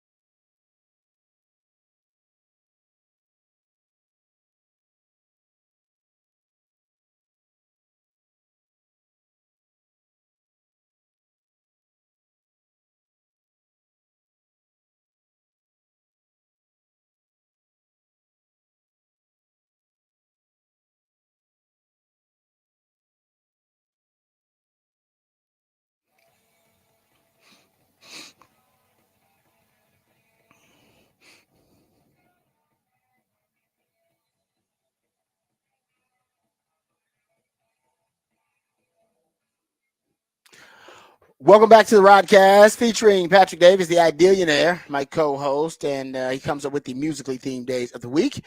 And the musically themed day of the week is a new theme Thursday, and a new theme Thursday devoted to sibling bands, right? Yes, bands with siblings in the bands. Yes, sibling bands and groups that have siblings in the band. So that is the tribute for a new theme Thursday. That is also the inspiration for the topic of the big fat poll of the day as well. Big fat poll of the day today, yes, because it is National Brothers and Sisters Day today. Who are your favorite siblings in sports? Okay, and who's the sibling pairing or group in this? This band? is Van Halen, Eddie Van Halen and Alex Van Halen, brothers. All right, in Van Halen. All right, Eddie and Alex. I like that. All right, so we're looking for your favorite sports siblings of any kind. We go all the time here. You can go current. You can go any sports you want to. We've gotten a lot of brothers, not as many sisters, not as many brother-sister siblings. But yes. Have you put it on Twitter yet? Because I want to see what I've not put it on there. Yeah, because that's the hard thing. I don't know how you narrow it down. You probably just list your favorite underneath it and comment on it on the post. Because that you probably gonna just name you're gonna put the Mannings on there. I put the Mannings and the Kelseys and the Kelsey's Williams. I think I'm gonna put the Williams on there. Oh yeah, you got to put the Williams sisters. I agree. There's only another spot for one more. I may put Reggie and Cheryl just because I like that pairing. Just a brother sister. I like the brother sister. I like to change it up there. I agree with you on that. We haven't had many brother-sister combos in sports. Those are tough, though. I mean, those are tough. Usually, those end up being, the different sports altogether, and then may not be in sports that are as popular, that kind of stuff. So, good conversation there. Appreciate my man Patrick throwing it out there for the big fat poll today. He also will get your horn headlines here momentarily. We will review the NBA playoff games we watched last night. Mavs in a really good position after a Old Testament's out butt whipping they put on the Clippers on the road last night. So we'll talk about that. Also, the Boston Celtics are moving on, advancing after putting another butt whipping on the Miami Heat. A Jimmy Butler less Miami Heat, but still a very, very emphatic win by the Boston Celtics to advance to the next round of the playoffs. So we'll talk about that. We'll also hear from Steve Sarkisian, who spoke to the Touchdown Club in Houston, my hometown, spoke to some Longhorn fans down there. So we'll hear from the head coach, review some of those comments. Also, we'll do that even more, a little bit deeper when we go behind the burn orange curtain. Also, we'll review those Bill Connolly returning production rankings. I want to throw that out there. So we'll do that when we go behind the burnt orange curtain as well and discuss how confident Sark is in his secondary in spite of what we all saw in the spring game. Sark remains optimistic about that group. We also got to throw this Deion Sanders story out there. Deion and his son Shadur going at fans and going at critics on social media. Probably not the wisest idea, but I think Deion's got a plan. I do. I got a conspiracy theory now about Deion because this stuff is getting crazy. There was a story written about Deion and the program, the Colorado program, in case you don't know, by The Athletic, essentially interviewing former players who he didn't kick them off, but who had moved on via the transfer portal. And he spoke to him about their experience at Colorado. And of course, they did not have very complimentary things to say about Deion and the way that he treated them. So they voiced some of their, at least that story got a lot of comments, and it got a lot of people debating and having conversations about Deion's strategy and his tactics. And then Deion went to social media to defend himself, and so did Shadur Sanders. And I don't know if it ended up working out for him, but I don't know if they care. They're all about, making sure that that they are the brand that both of them have, which is the Sanders brand, that they keep that brand intact and that brand isn't tarnished. I don't know if they're worried about the Colorado brand as much, truth be told. I love Deion, but I don't think the Colorado brand may not matter as much as the Sanders brand. And I think maybe that's the conflict that they're having there. We'll get into that too. I think it's an interesting conversation. But first, let's get updated. Let's get educated. Let's get informed with the big headlines of the day with my man, Patrick Davis, with the Horn Headlines. All right, your Horn Headlines brought to you by Top Gun Rentals and Lawn Equipment. In the NBA, the Celtics closed out their series with the Heat, winning Game 5, 118-84 in the series 4-1. The Heat were held to 3 of 29 from 3 in the game after the Celtics' renewed emphasis on perimeter defense after Game 2. And the Mavericks took care of business in their Game 5 matchup against the Clippers, 123-93, with Luka Doncic adding 35 points and 10 assists. The Mavericks will try to follow the trend that teams that win Game 5 in a tied NBA playoff series go on to advance 81% of the time. Tonight's action includes the Pacers trying to close out the Bucks with Lillard and Giannis once again game-time decisions, and the Knicks head to Philadelphia to try and put away a 76ers team that fought to stay alive in Game 5. In Major League Baseball, the Astros and Guardians once again went on to extra innings, but this time Cleveland came out on top, winning 3-2 over the Astros. And the Rangers can't get a run home and drop a game to Washington 1-0, but the Rangers will send Nathan Eovaldi to the mound today, trying to win the series with pregame beginning at 1 p.m. right here on the Horn. And that is your Horn headlines.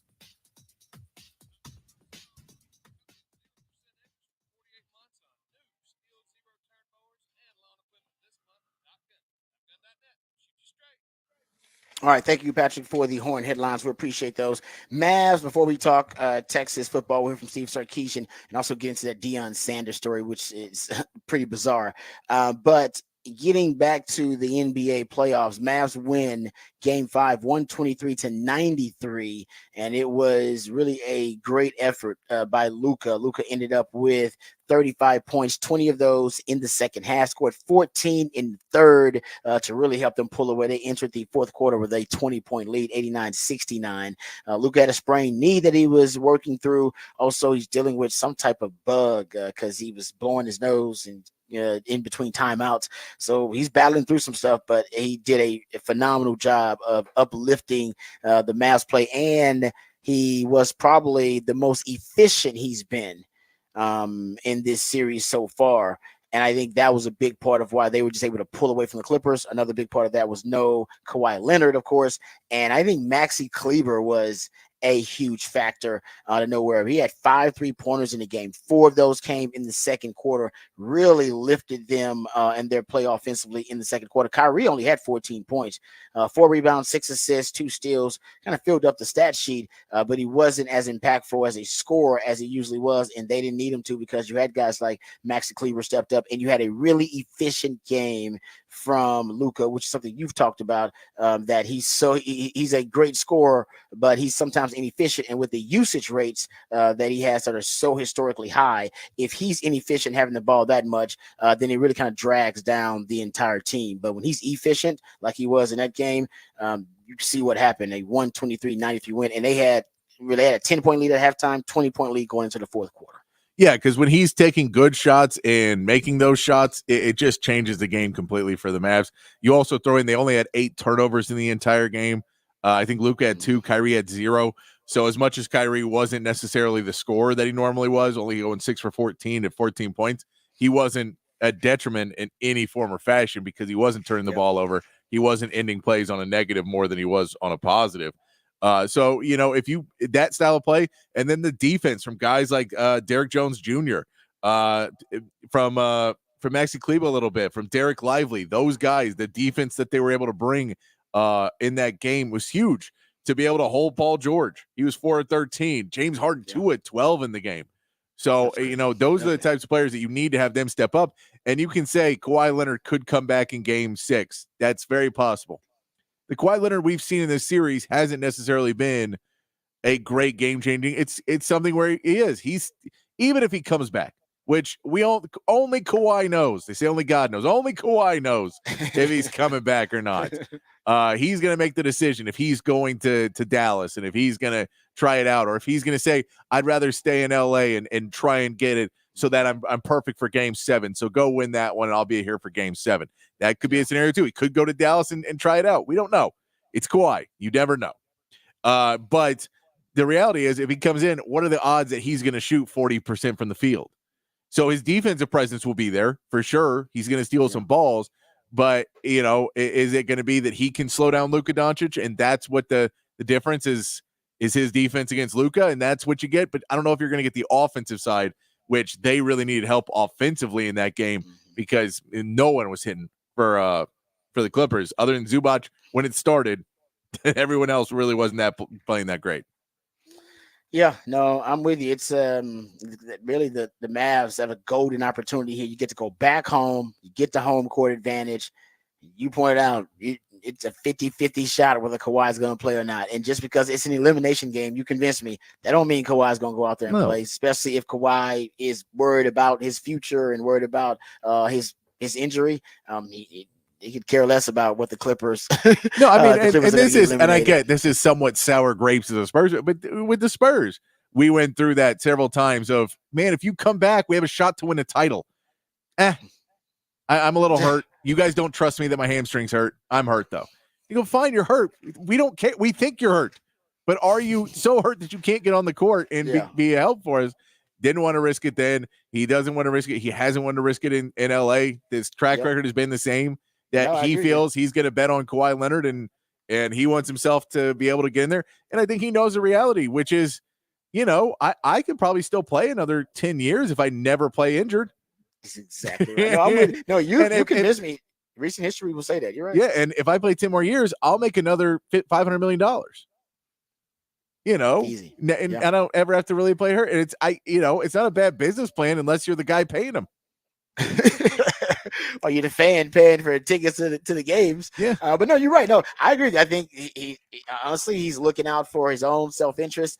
And ultimately that means, he might play through some pain, but he's not going to play through injury. Yeah, he's not going to play when he's hurt possibly injure himself. And that's the deal. Is his knee is swollen. I'm not taking away that his knee is swollen. Yeah. But I would venture a guess that at least 40% of the players, if not 50% of the players in the NBA playoffs knees are swollen. Luka's got a sprained knee. What's Jamal Murray's got a couple of things. He's got something going on too. Remember they advised Jamal Murray not to play. Yeah. In the last game, he was like, "Nah, dude, you shouldn't even play." We'll see tonight. Like, I'm playing. We'll see tonight in Milwaukee, and in the Milwaukee game though. This is Dame Lillard and Giannis. Are they able to fight through and get the doctors to clear him? And there's a little bit of difference with Giannis, especially that the Bucks are super cautious. That I think they are a little bit more worried that they're not a title favorite. Yeah, that maybe they don't. Why risk missing him for the beginning part of next season? You'd set him out, but I know he wants to play. I know that Dame Lillard wants to play because he fought through one earlier this postseason. Yeah, no, I you convinced me about the Kawhi thing. I was like, it's an elimination game. You're like, elimination game. I don't know if Kawhi cares that much. You care this elimination game. So an elimination game, I'd be better. It's a road game. And you're like, no, I don't know if I want to go on the road. I got to get on a plane. I don't know. Yeah. That'd be great for the Mavs if he didn't play, because that, once again, it would be more of a golden opportunity. But still, going back home, and remember, there's with Luka, this is a little bit personal because they were up. Remember, they won Game 5 3 years ago. They won Game 5 on the road, and everybody thought, okay, man, win Game 5 on the road. As you're talking about, that's a pivotal swing game. Usually, that means you're going to win the series, and then they lost that series. Clippers won the next 2 games and claimed the series, and Kawhi, of course, but Kawhi was the star. That's the difference. Kawhi was the star of that series, and he has not been even available in this series. He's missed 3 games in the series already, back-to-back games already. And remember, there are 2 seasons, 20 and 21, I believe, the Clippers ended the Mavs season and were able to kick them out of the playoffs. So for Luka, this may be for him getting over that hurdle, one of those things in his career that he needs to do. And it makes it a lot easier if you don't have Kawhi. Also makes it easier when the Mavs defense shows up. This is what Jason Kidd's fingerprints on this Mavs team and their culture. They held the Clippers to 37% field goal percentage, 25% three-point percentage. So if they play defense like that, they also give themselves a really, really good chance. The other game, which once again was an Old Testament style butt whipping, Boston blew out Miami. They had a 30-point lead in the first half of this contest. It was no contest. I mean, it was pretty much over with after the first quarter, and Miami really had no response. Just without Jimmy Butler, they really couldn't put up much of a fight, and Boston played one of their best games.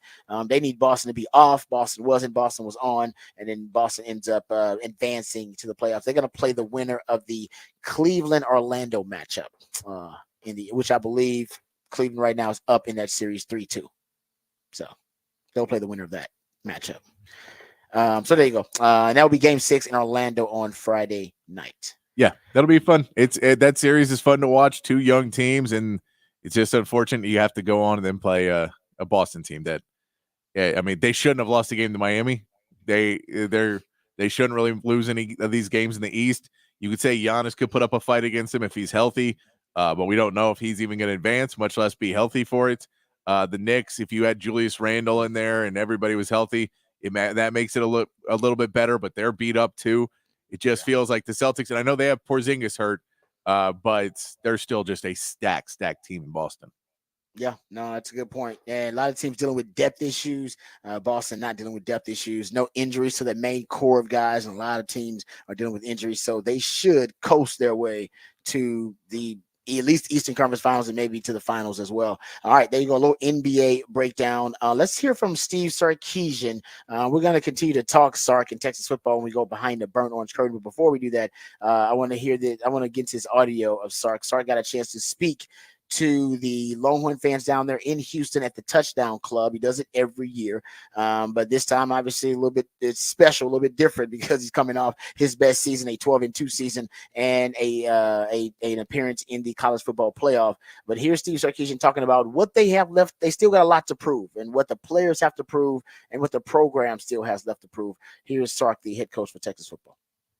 Yeah, I was thinking about this, because it was hard to put my finger on it early on. When I talked about, this team has a lot to prove, I really think there's a group of veteran players that have a lot to prove, and it dawned on me kind of watching the draft last weekend, but I think about Jake Majors. I think about Gunnar Helm. I think about Kelvin Banks. I think about Quinn Ewers. I think about Jaden Blue. On the defensive side, I think about Jahdae Barron. I think about Alfred. I think about Barron Sorrell.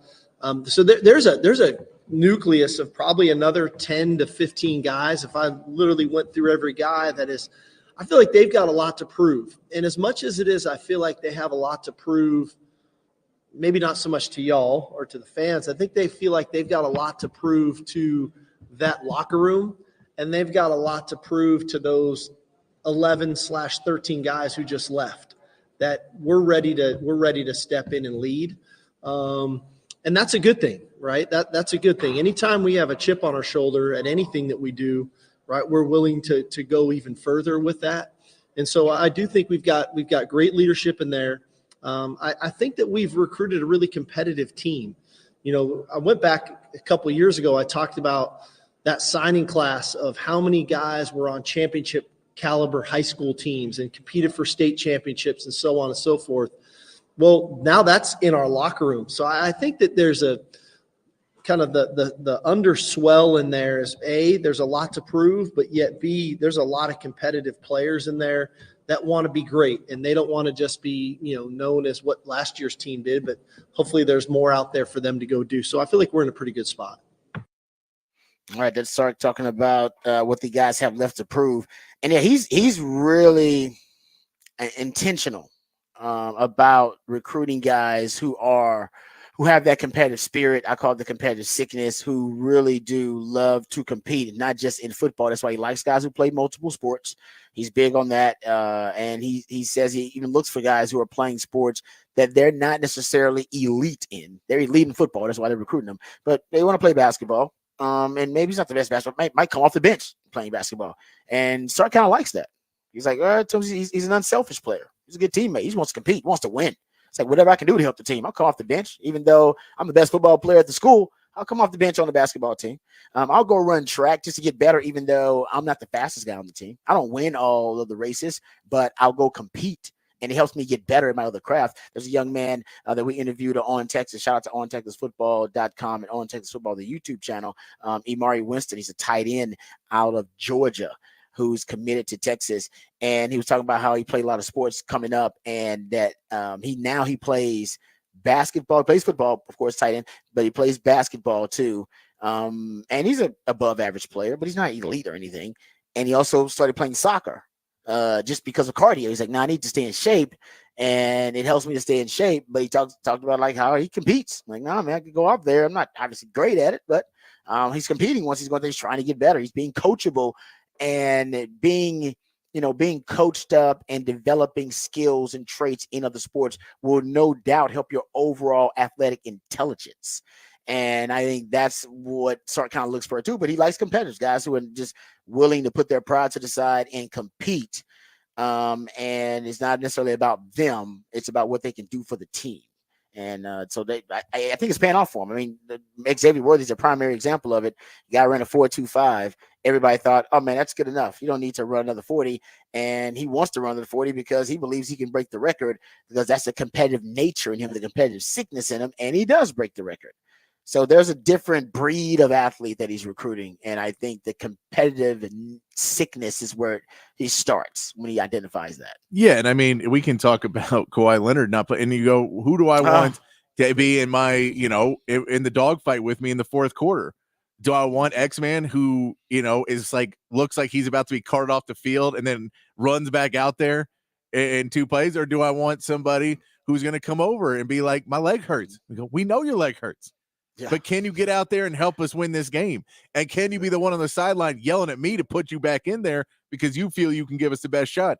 Are you the one that when you look across the field, you believe you can beat anybody because you have that competitive edge, because you've played in other sports, because you've constantly tried to refine that ability, because every loss makes you that little bit stronger, that you don't want to feel another loss. So you keep competing and keep competing. And then throw in the fact of playing other sports helps your hand-eye coordination in different ways that you can't learn in football. That is never a bad thing. Getting your footwork better, getting, I imagine soccer helps footwork a ton in ways you're just not used to in basketball and football, because you have to use your feet so much more. Mm-hmm. So things like that where you just go, well, I didn't realize it until, learning how to do a Euro step, things like that in basketball, just little pieces that you can pull of, I'm used to doing that in, accelerating and decelerating speeds and all those pieces that it may be easier to learn it in one sport to put it in another. But at the end of the day, you want the person who wants to learn all of that because they are competitive and they don't want to lose. And that's who you want in a dogfight with you at the end of the day. No, totally agree. And I'm glad you brought up the basketball thing too with Kawhi Leonard, because it does. That kind of goes direct to it. Kawhi is amazing, but does he have the competitive sickness? Probably not. That's okay. It doesn't mean he's not an elite player. And I can tell you, there's all the reports that we saw when he went to San Antonio that he was one of the hardest working in the gym. And it's like all of that's there. All of that's there. But at the end of the day, if it is an elimination game, is he someone that wakes up and says, Coach, you're going to have to kill me to keep me out of this game? Yep. Or, you know what? My future is more important. Yeah, and especially at a college level, you want to be the coach that has to hold guys out. And you don't want players that say, man, I'm going to the NFL. So good luck. Mm-hmm. My future is more important than the team right now. You want guys that can't accept that. No, it's it reminded me, and we might play it later, of Kirby Smart talking about Kamari Lassiter, the cornerback drafted by the Texans. And he was in a situation, I think it was a bowl game. And he's like, I expected him. I told him to opt out. And he didn't opt out. He came to me and said, Coach, I can't do it. I can't do it, Coach. I got to play. I got to play with my guys. I feel guilty. I don't like the way it makes me feel. I want to finish the mission, that kind of stuff. And you do want those types of personalities where I got to take this guy's helmet away. I got to take it away. Otherwise, he's going to find his way on the damn field out there, and he's going to hurt himself or probably hurt us in a way, but that's competitive sickness that you can't hold back. So I'm with you. I think Sark looks for those guys, and that just uplifts the entire competitive culture with the team. The more guys you add like that, because then every day they come in there, they're competing at everything. At everything. In the classroom, they're competing, on the field, they're competing in the position rooms, in the weight room, and it just becomes second nature. Always compete at everything. So I think Sark's done a great job. I know he's done a great job with that, and you can see it materialize on the field. All right, we come back. We'll discuss more of Sark's comments because he had a bunch of them down at the Touchdown Club. The one that comes to mind that probably to me was the most intriguing were the comments about the secondary. Sark is not worried about the secondary. We're worried about the secondary. I'm worried about the secondary. Sark is not concerned about the secondary. And I'll read those comments when we come back. I was a little surprised he's not worried, but you know what? He's earned our trust. So if Sark's not worried about it, maybe I should worry less about it, but I'm still going to worry about it. We come back. This is the Rodcast featuring Patrick Davis. I'm Lifetime Longhorn. Rod Babers coming back on the horn.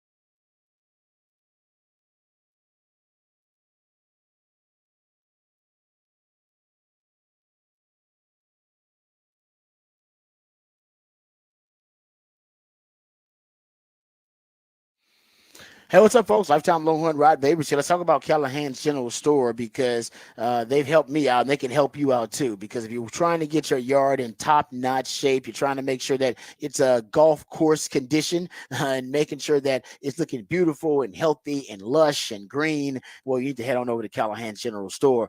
We know there are a lot of things that can affect your yard, the weeds and the damaged spots from extreme weather, extreme cold, and extreme heat. Those are all things we all got to deal with. But our friends over at Callahan's General Store not only have the resources to help you, but they have the knowledge and they have the know-how. So when you head on over to Callahan's General Store, let them know exactly what you're trying to achieve. And trust me, they will put you on the path to success and give you all the tools that you need. First of all, you'll need the pre-emergence to put that down just to make sure you're killing all the weeds. And they got the barricade from Nitrofos. You also make sure you got the weed and feed.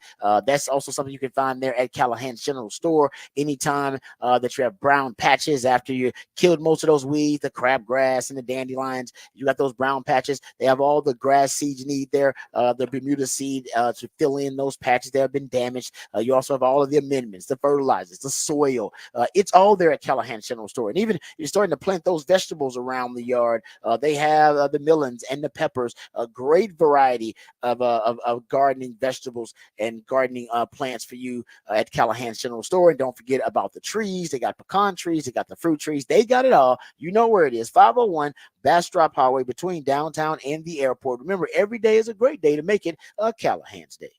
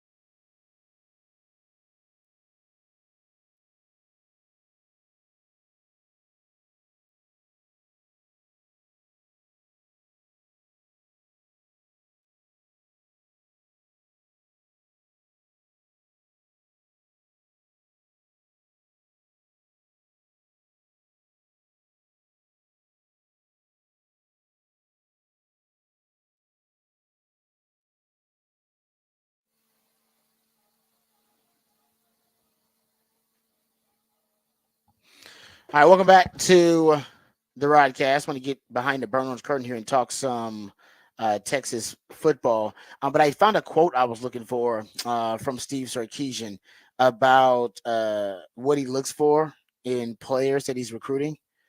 And this is a quote that I was looking for, and I love it. So it says, Sark says, quote, the first thing I look for in recruiting, and I know this sounds odd, I try to identify really unique competitors. Forget skill set. Naturally, we're there because of their size, length, speed, whatever. But is he a competitive human being?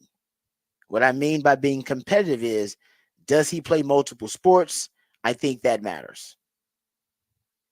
So, and he talked about how he looks for guys who are in elite football programs. I was talking earlier about, Lake Travis or Westlake Katy in H-Town is in this category too, or North Shore. Those football programs have been so elite for so long, and now they've almost perfected the process of replicating that championship excellence year after year. They weed out bad football character. Even if you're a good player, they weed out. If you're a good player, but if you got bad football character, bad work ethic, bad attitude, selfish player, they weed it out. You won't even last there. You won't make it. Too many other good players with good football character that want to be a part of that program and want to do it the right way.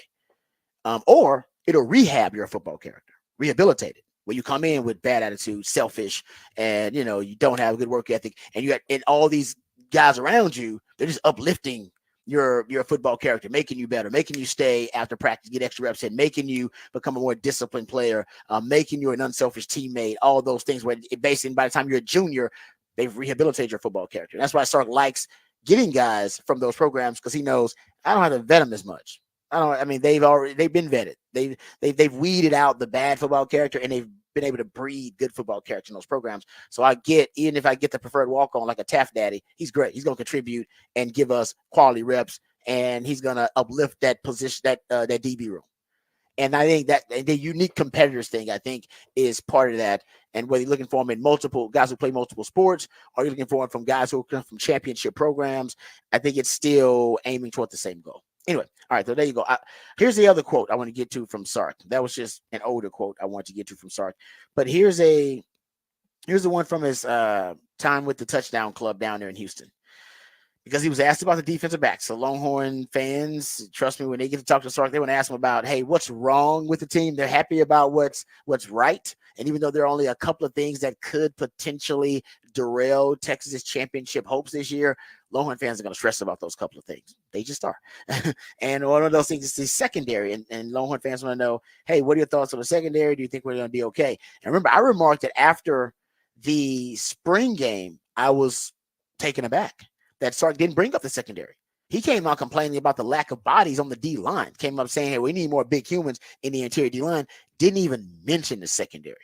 Didn't talk about it at all. Remember, I came on the show and I said, that was very strange. I thought he'd come on and say, hey, man, last year we gave up a lot of passing yards, gave up a lot of deep balls. Obviously, that's something we got to work on, even going to spring game. Didn't mention the deep balls, didn't mention the pass defense.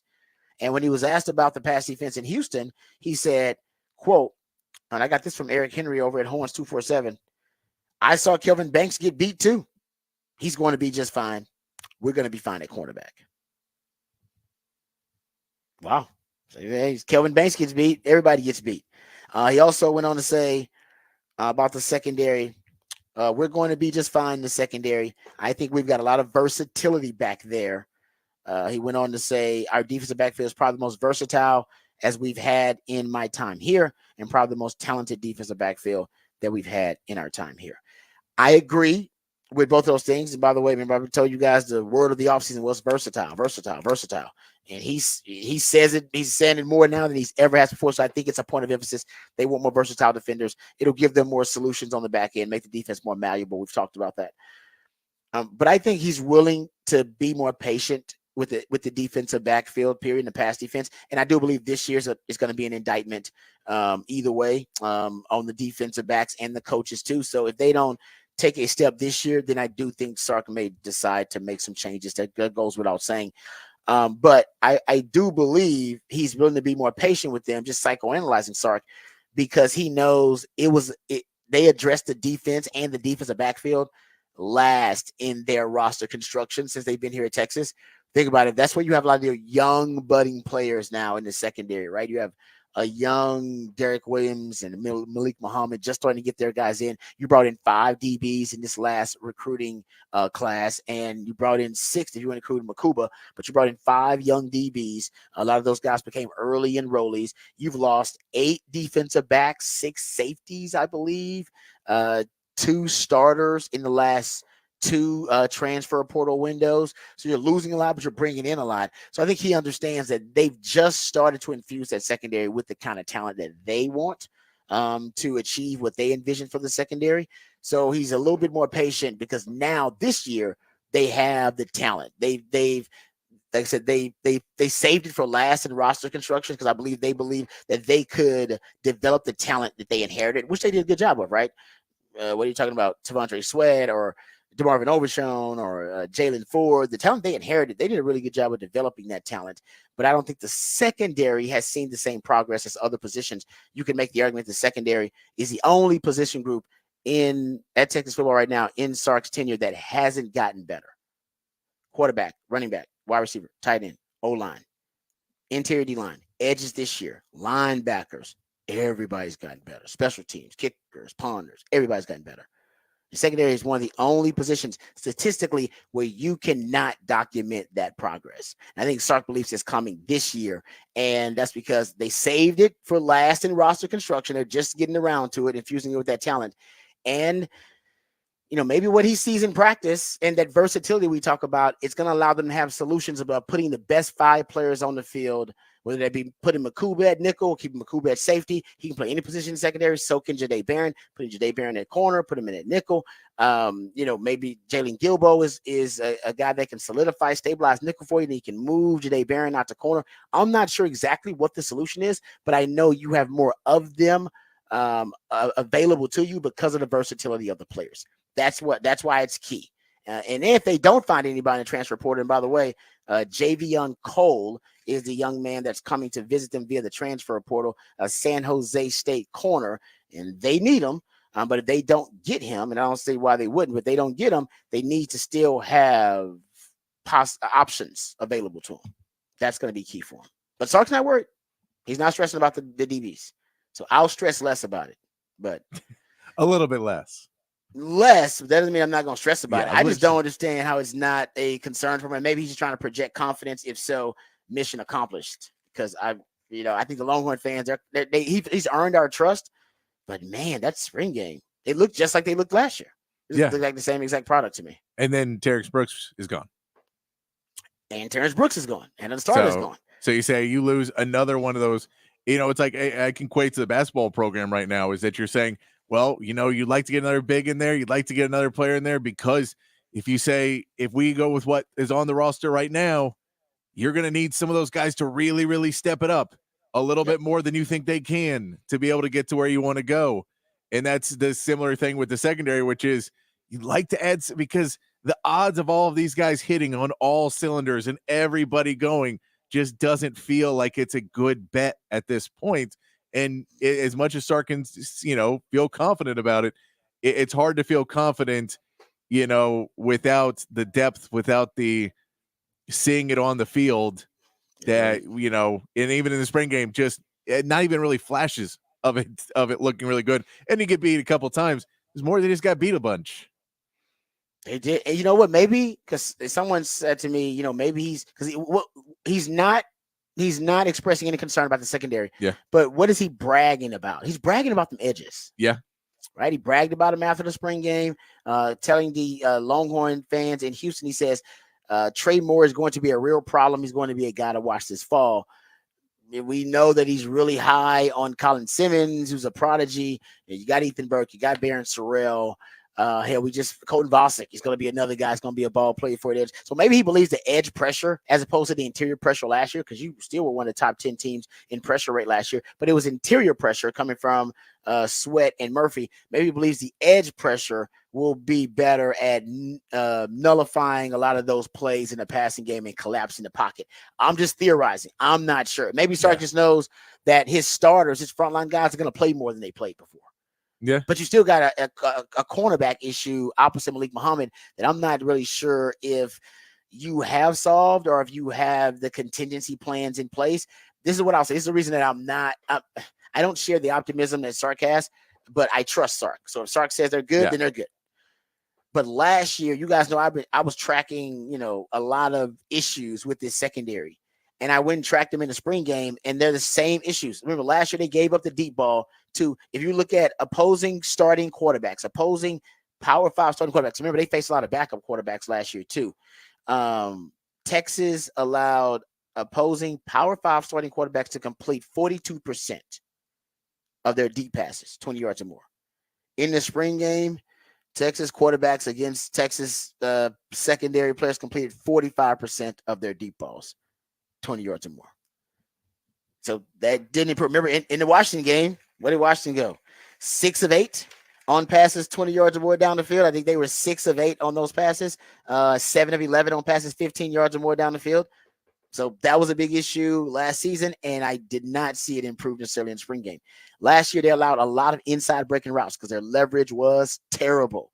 8.6 yards per attempt, over 60% completion percentage against Power 5 starting quarterbacks on inside breaking routes. As a matter of fact, if you go look at defending inside breaking routes on money downs, 3rd and 4th downs, trying to prevent a first down, Texas was allowing a conversion rate of 53%. 53% of inside targets to inside breaking routes on money downs were converted to first downs, which is crazy.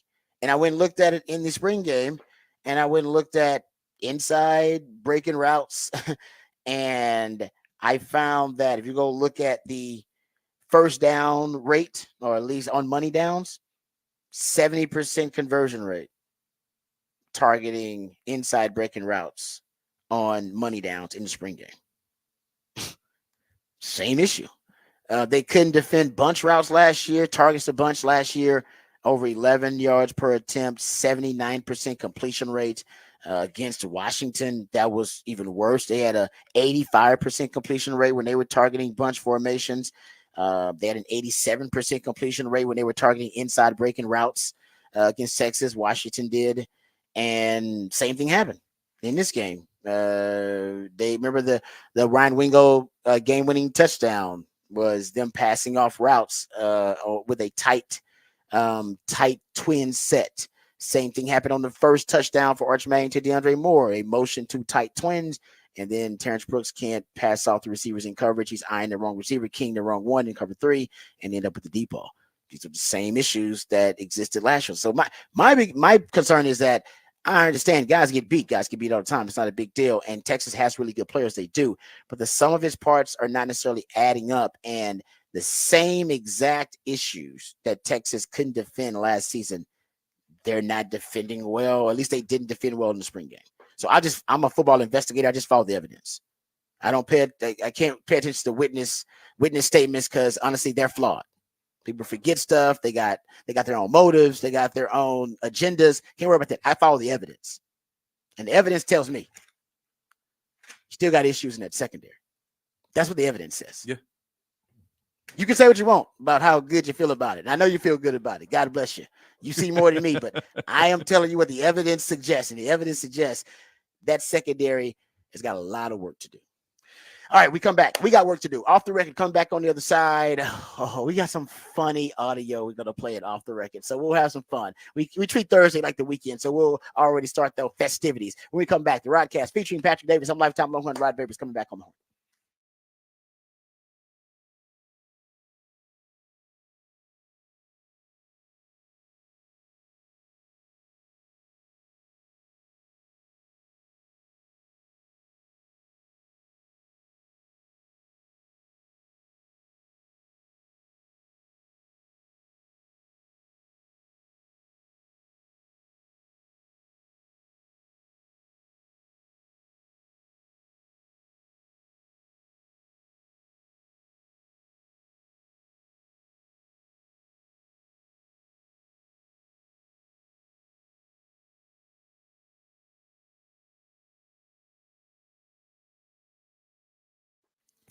Hey, what's up, folks? Lifetime Longhorn Rod Babers here. A lot of you sitting in traffic, I'm sure, are pretty miserable at the moment. But you could have a more enjoyable traffic experience if you were in a car that you actually enjoyed, one that actually was a newer car, one that probably fits your lifestyle, maybe fit your budget a little bit better. And my friends at Apple Leasing, they can help you with that. Doesn't matter what the reason is you need a new car. Maybe your car is a little bit run down. Maybe you need a bigger automobile because your family's expanding. Maybe you need to downsize to a different automobile. Maybe the automobile you have no longer fits your budget. Whatever the reason, my friends at Apple Leasing can help you out with that. We know navigating the car industry can be a bit of a pain. It can be difficult. It can be stressful. It can be time consuming. My friends at Apple Leasing understand that. They understand that your time is valuable. Your time is money, and they're going to save you both. They're going to save you time, save you money, and find you tremendous value. They have the ability to put you in any make or model vehicle that you want. The pros at Apple Leasing can help you get the price you want, the payment you want on the car that you want. And all it takes is one phone call or one click on Apple Leasing's website, and you'll get a quote on any make or model vehicle that you want. They can even give you an estimate on the value of your trade-in right over the phone. They have what they call a simple interest easy lease because they want to make the process simple and easy for you. All right. They're going to take all the heavy lifting out of the process for you, all the headaches of price shopping, of going to do the research, going to different dealerships, vetting the dealerships, vetting the salespeople, making sure that you research the car itself to make sure that it's right for you and your lifestyle, visiting all the dealerships, making all the calls. Hey, they'll keep you from having to do all of that stuff, folks. They'll do all the heavy lifting. All you have to do is worry about enjoying that new car smell. Inflation affects everything right now.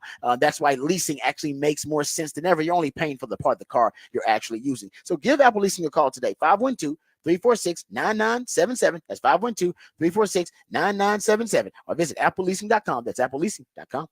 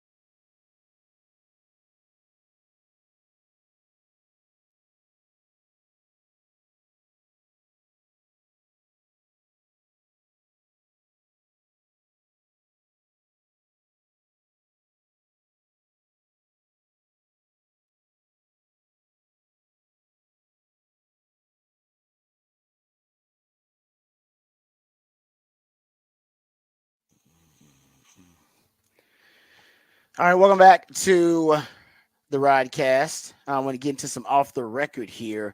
Now, this audio comes from the Playmaker kind of podcast network. They do a lot of different podcasts, and it's the Big Pod. They do one with Shaquille O'Neal, and Shaq does a lot of different things. But he has the Big Pod with Shaq. So he has a podcast on this network called the Big Podcast, and he was sitting down with JJ Redick. Telling a story about when he was a child and the first time they were able to dunk. And it was pretty funny. Shaq's story about the first time that he was able to dunk. Here is Shaquille O'Neal. In 8th grade, I hit this growth spurt, 5'6" to 6'3". Being able to like dunk with two hands at like 13, I'm not capping. You know, dunking at 13. I wasn't dunking until 17, 6'11". There was something physically wrong with you then. Should have seen a doctor, man. What the?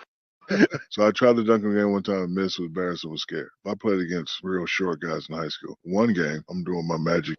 I cross them at the top of the key. I go to finger roll it, and I miss. My father, drill sergeant, walks on the floor in the middle of the game. Time out. What you doing? I said, man, I'm working on my magic. And before I can get the Johnson out, pow! Magic Johnson, be Shaq, start dunking in front of everybody. The whole arena was like, I was so mad at him, I started like really dunking. I tried to rip rim off. And then we went back and watched the film. It was like, see, stupid, when you dunk, you intimidate people, they get scared. And that's when I started dunking my junior year. There you go. Shaq didn't start dunking to his junior year. Did you say he was 6'11"? I know he was huge. I know he was huge at Cole.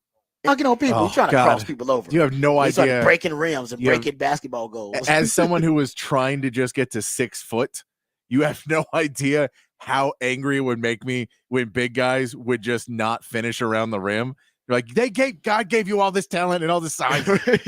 I'm over here trying to no athleticism, no size, trying to make it by. That's why his dad walked on the court and was like, what the hell? What are you doing, man? What are you doing? Why are you being soft? You bigger than everybody else out here. Go dunk on these dudes. So there you go. Shaq he wasn't someone who wanted to intimidate with his size. He had to be led to that. Yeah. It's all those guys. They're 6'9" and shoot threes nonstop. And you're like, get to the basket. Get to the basket. And that was back when centers were cool. Yeah. Back when like big men roamed the NBA pretty much and were actual centers that, were down low post defenders. And that's where they pretty much stayed. And now, of course, everybody stretches and you got centers that are shooting 3-point range. Yep. Then you got Wemby, who's the ultimate freak now. This dude's got a crossover now and does pull up 3-pointers. You just don't see freaky stuff like that. At least you didn't back then.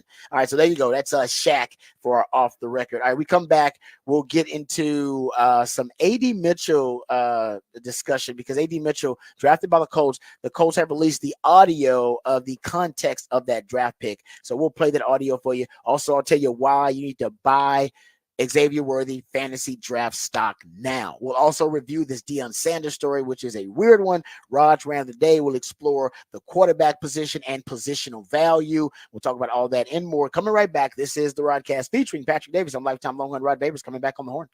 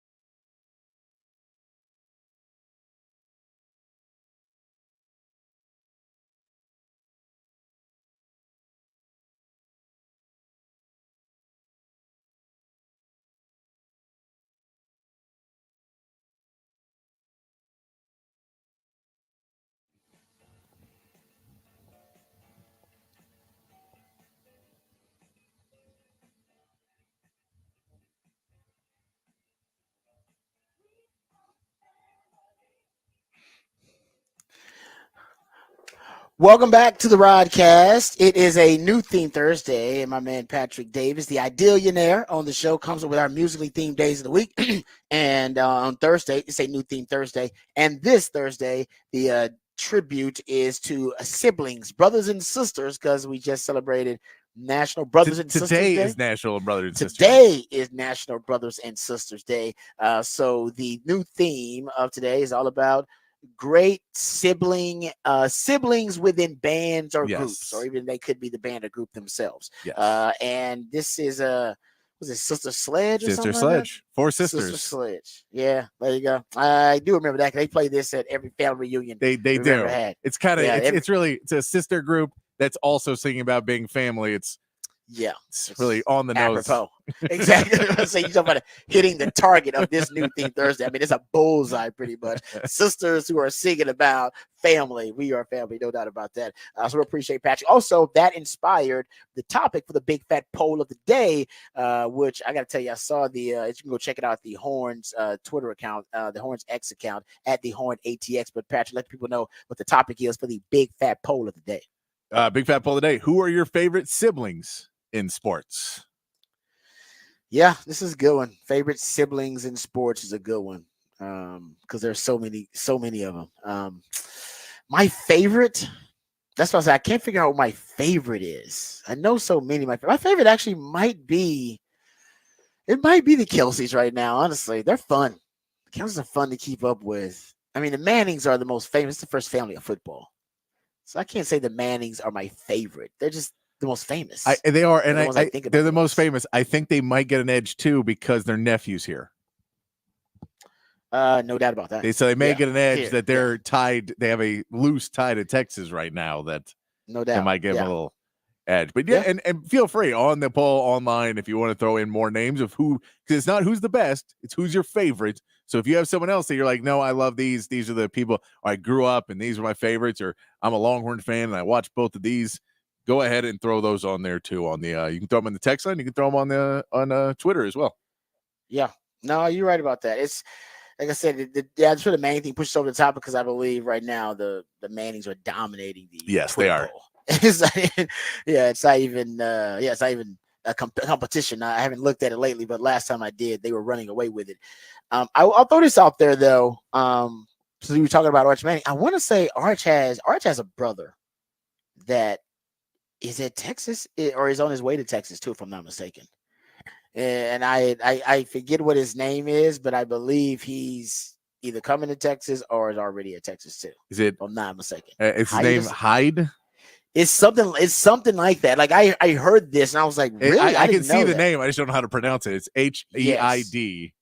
I believe it. I believe that is like somebody correct me if I'm wrong about that too. But that is something that I heard. Speaking of the Mannings, but anyway, we got Horn headlines. We'll get to those here in just a second. Thank you, Patrick, for the big fat poll today. We'll get to the Horn headlines. So apparently he's a center at Newman. A lot of people think that he's coming to Texas. This kid, this younger brother, Hyde. He plays for Isidore Newman, of course, which all the Mannings seem to do. But I think some people believe that he's going to be going to Texas after he's done there. Isidore Newman. I don't know how old he is either. So anyway, but I digress. Getting back to it, we'll get to the Horn headlines here momentarily. We got to talk about this Deion Sanders story. So we'll do that first because we haven't addressed it. So we'll do the Deion Sanders story first. Then we'll play you the audio that the coach released about the background on the A.D. Mitchell pick. I think that's a really good one to get into. And we'll tell you why you need to buy fantasy stock in X-Man yesterday. Xavier Worthy. It seems to be all working out for X-Man. And drafted by the Chiefs, Patrick Mahomes, your quarterback, the best QB in the league. Andy Reid's the best coach and the best offensive mind in the league. And now I think even more reason that Xavier Worthy may start the season like gangbusters, potentially. So we'll get into that too. Also, we have Rod's rant of the day. We're talking about quarterbacks and positional value. Did a little research about the quarterback draft the last couple of decades and a trend that is developing. So we'll get at. We got a lot we're going to cram in here. But first, let's get updated. Let's get educated. Let's get informed with my man Patrick Davis and the Horn headlines. All right, your Horn headlines brought to you by Top Gun Rentals and Lawn Equipment. In the NBA, the Celtics closed out their series with the Heat, winning Game 5, 118-84. In the series, 4-1. The Heat were held to 3 of 29 from 3 in the game, and after the Celtics renewed emphasis on perimeter defense after Game 2. And the Mavericks took care of business in their Game 5 matchup against the Clippers, 123-93, with Luka Doncic adding 35 points and 10 assists. Mavs will try to follow the trend that teams that win Game 5 in a tied playoff series go on to advance 81% of the time. Tonight's action includes the Pacers trying to close out the Bucks with Lillard and Giannis once again game-time decisions, and the Knicks head to Philadelphia to try and put away a 76ers team that fought to stay alive in Game 5. In Major League Baseball, the Astros and Guardians once again went to extra innings, but this time Cleveland came out on top, winning 3-2 over the Astros, and the Rangers can't get a run home and drop a game to Washington 1-0. The Rangers will send Nathan Eovaldi to the mound today to try and win the series with pregame beginning at 1 p.m. right here on the Horn, and that is your Horn headlines.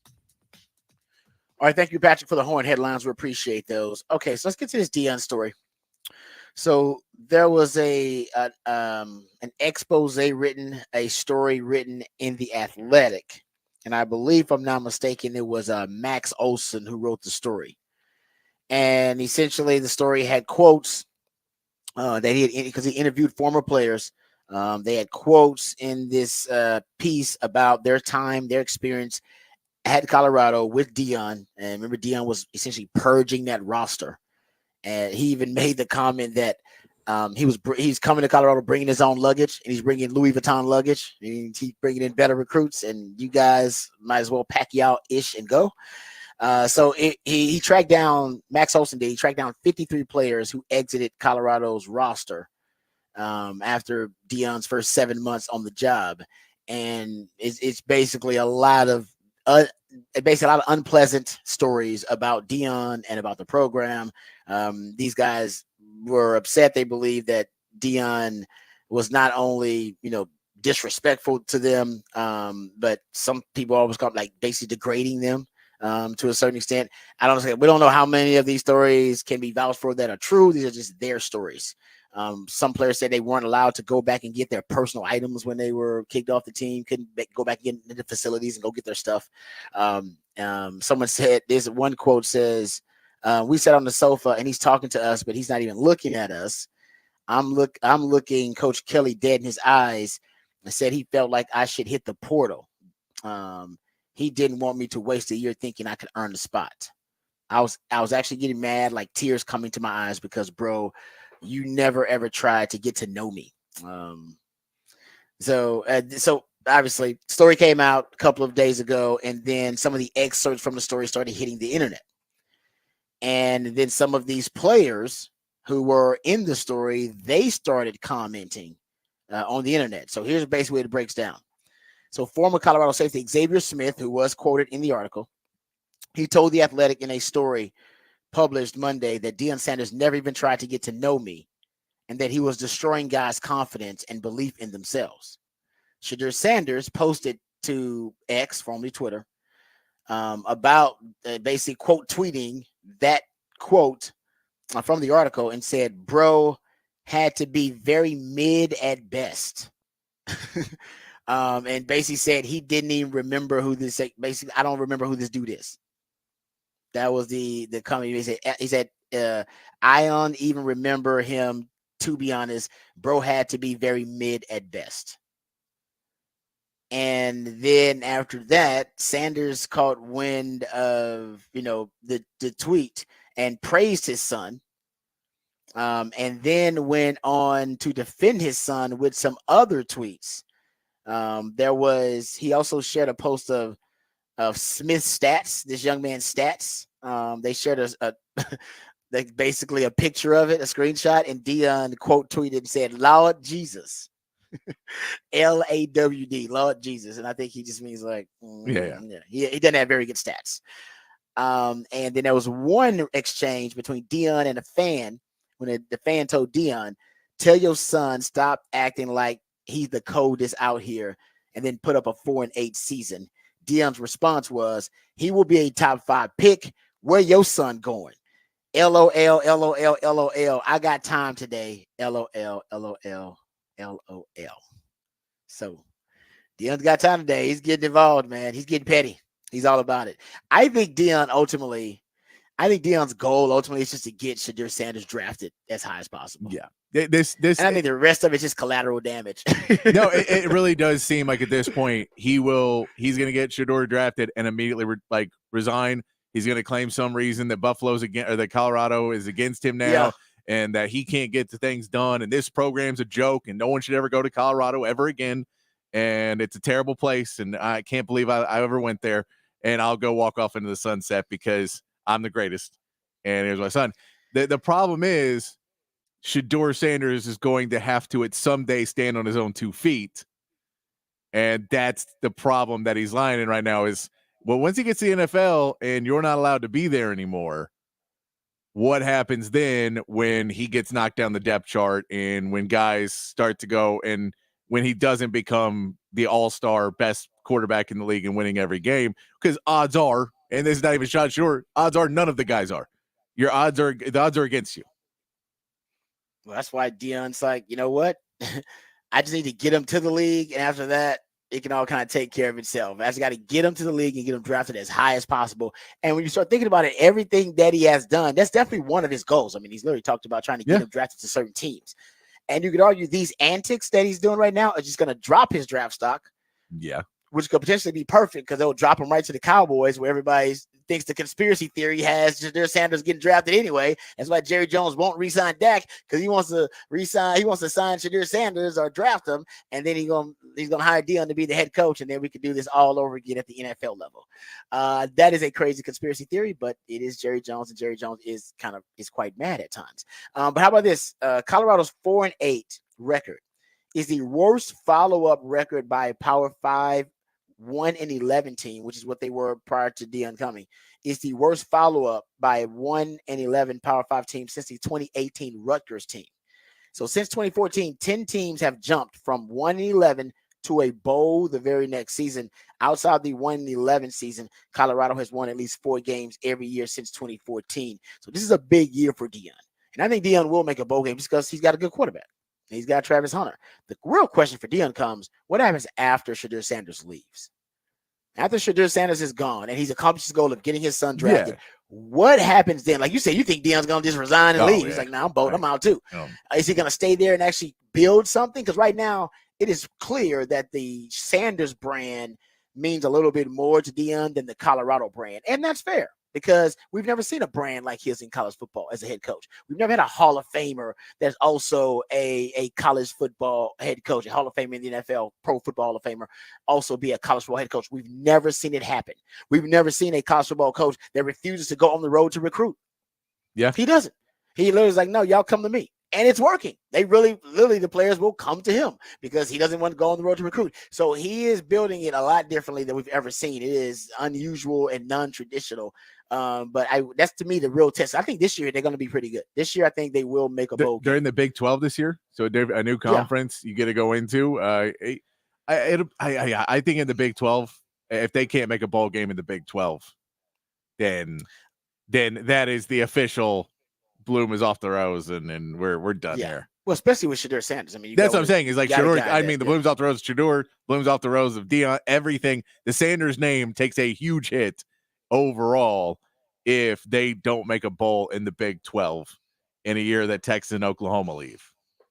I don't disagree with that at all. I agree with you. Yeah, I think this is why this is a big year. Next 2 years for me will really determine the coaching fate of Deion for the most part. Deion may not even care about coaching. He may decide, because Deion go do whatever he wants to. If he wants to go broadcast right now, everybody will hire him to be a broadcaster. And I mean, anybody will hire him. And that's what I've seen a few places of people bring up the parallels to his prep school, and that basically that was a prep school that as soon as he got what he wanted out of it, he was fine with it collapsing and didn't care about it anymore. Because he wanted to get Shedeur Sanders like basically reps so that he would get recruited, which he didn't go to a high level school, which a lot of people say, well, that's why he went to the HBCU. It's like, no, I gotta make sure we pump Shedeur up, man. We gotta get him up. And honestly, that plan has worked. If it's the LeVar Ball mentality where I gotta do whatever I do to get these kids drafted as high as humanly possible. Yeah. And he's got 2. He's got a son that plays safety too. Nobody cares about him, but he's got, nobody cares about the others. I think it's Shiloh or something like that. Nobody cares about Shiloh, but he's trying to get both of them. He's trying to do a modern. He's watched LeVar Ball and thought to himself, I can do it. I can do it. Yeah, he's like, I'm way better than LeVar Ball is. Yeah, exactly. But the problem, I can do it. But the problem with, and I mean, like, it's that same thing, which is like, there's collateral damage in your own family. Yes. That's no question. That you're like, well, LeAngelo Ball is, he's okay, but he's not. He's one that got lost in there, and Lonzo Ball, that's the injuries, and then maybe it's just people jumping, or maybe it's true that it's the shoes that hurt Lonzo so much, and the fact that was playing in subpar shoes really messed his legs up, and that's basically the injuries he's been dealing with for 4 seasons now. Man, talk about that's gonna make it awkward at Thanksgiving and stuff like that. You don't think it's awkward there already? It is going to say if that's the reason ultimately they determined your career ended and why you had injuries because of the big ball of bread shoes that were inadequate. Yeah, you don't get over that, man. That's something that's hard to forgive. And then, even with family. Like you look at LaMelo, and people really like LaMelo, but he can't stay on the court, and he's on a terrible team. So it's the problem. And they just gave him a big contract extension, so he's making his money. So you get paid. If that's the end goal is to get paid, then that's fine. But I think at the reality of it, if the end goal is only to get paid, there's easier. Like, that's not the way. You probably want to be good too. You want to be great. Seems like. Yeah, no, you're right about that.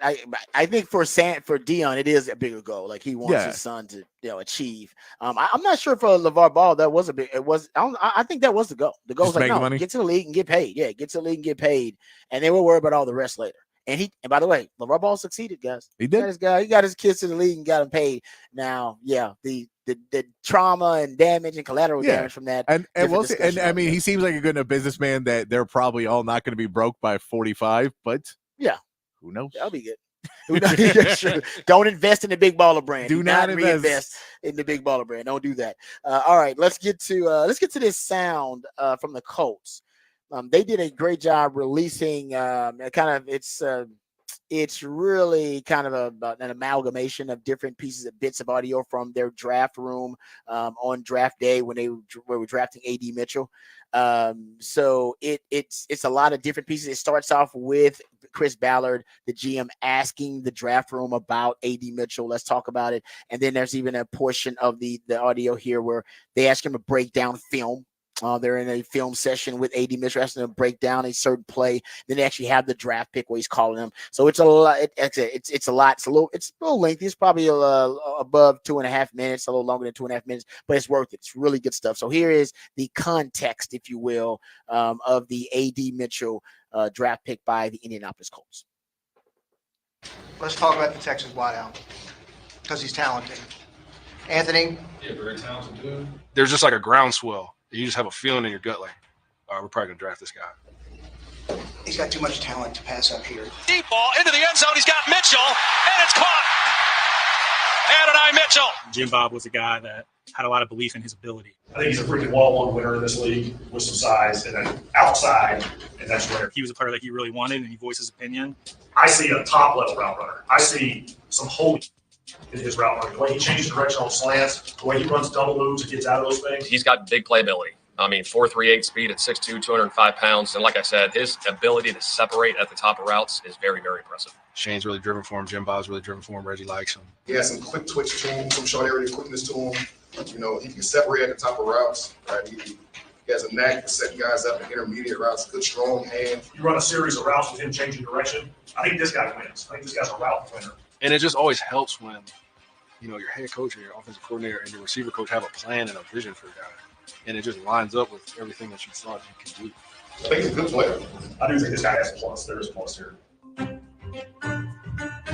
going to want to talk a little football right here, all right? Talk about some situational stuff, talk about your offense, talk about you. You got the floor, all right? We spent a ton of time with him. We formaled him at the combine. How would you attack this technique? I knew it was coming for so it was a spray post, so I already knew how I had to run the initial part. In my mind, I'm thinking like, oh, okay, he's trying to collision. So I knew that when I got to him, it was only so close he was going to allow me to get before he put his hands on it. He's really competitive. He's ultra confident. I knew that I had him one-on-one, though, because if the safety fell off, Witt was getting the ball. So, yeah, I just knew I had him one-on-one, and I just knew just to widen him and win, honestly. So if he was outside technique, how would you run that? I probably would have tried to go inside and wrap him and lead him Monday, yeah. About 100 Texas guys here, huh? Got the whole group here, man. All right, good job. Good job, man. Good luck to you. Appreciate you, bud. Good luck with everything. Thanks. All right. A.D. Mitchell is talented. Put A.D. Mitchell, protect him.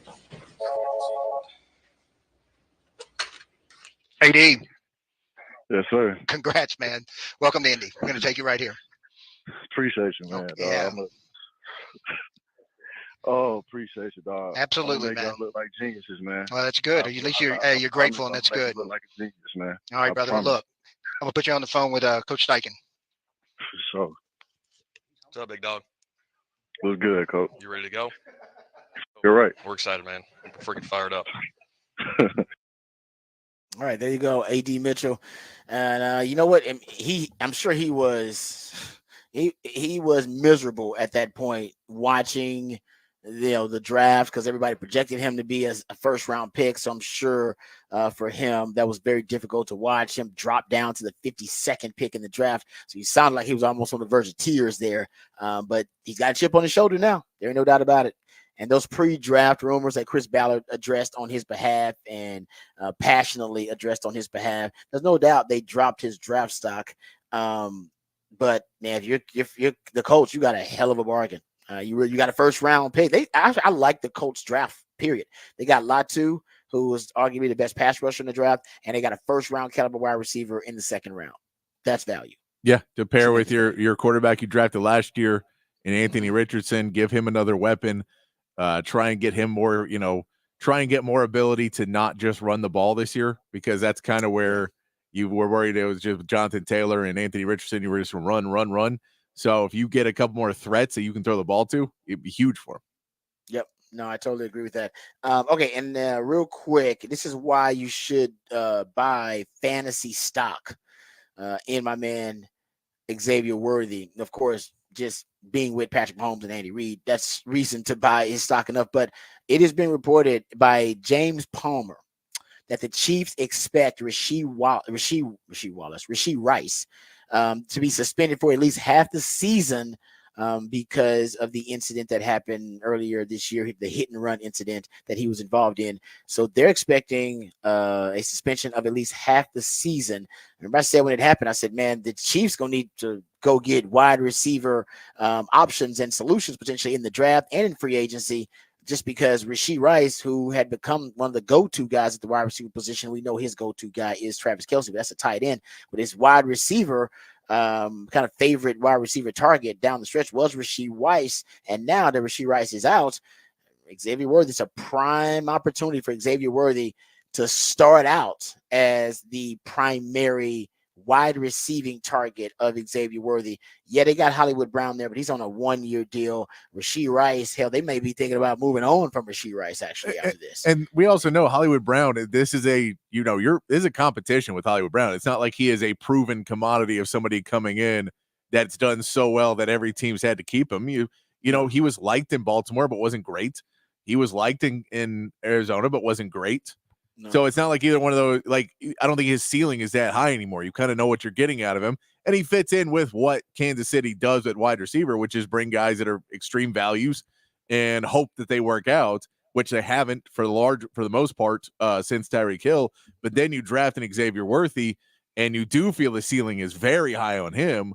Yeah. And so if you say we can put him in positions to win, that he's going to get plenty of playing time early. And even if Rashee Rice comes back and is playing well, it's not like Rashee Rice was a definitive number one in the league either. No, he was just the best option you had. Yeah, it's like, so that was the point is you can look through. Britt Veach said earlier this offseason, I believe, that he said Kadarius Toney was the most talented wide receiver on his roster, which would tell you that he does not have much faith in Rice, because Kadarius Toney has not caught a football since, 1935? He doesn't catch balls very well.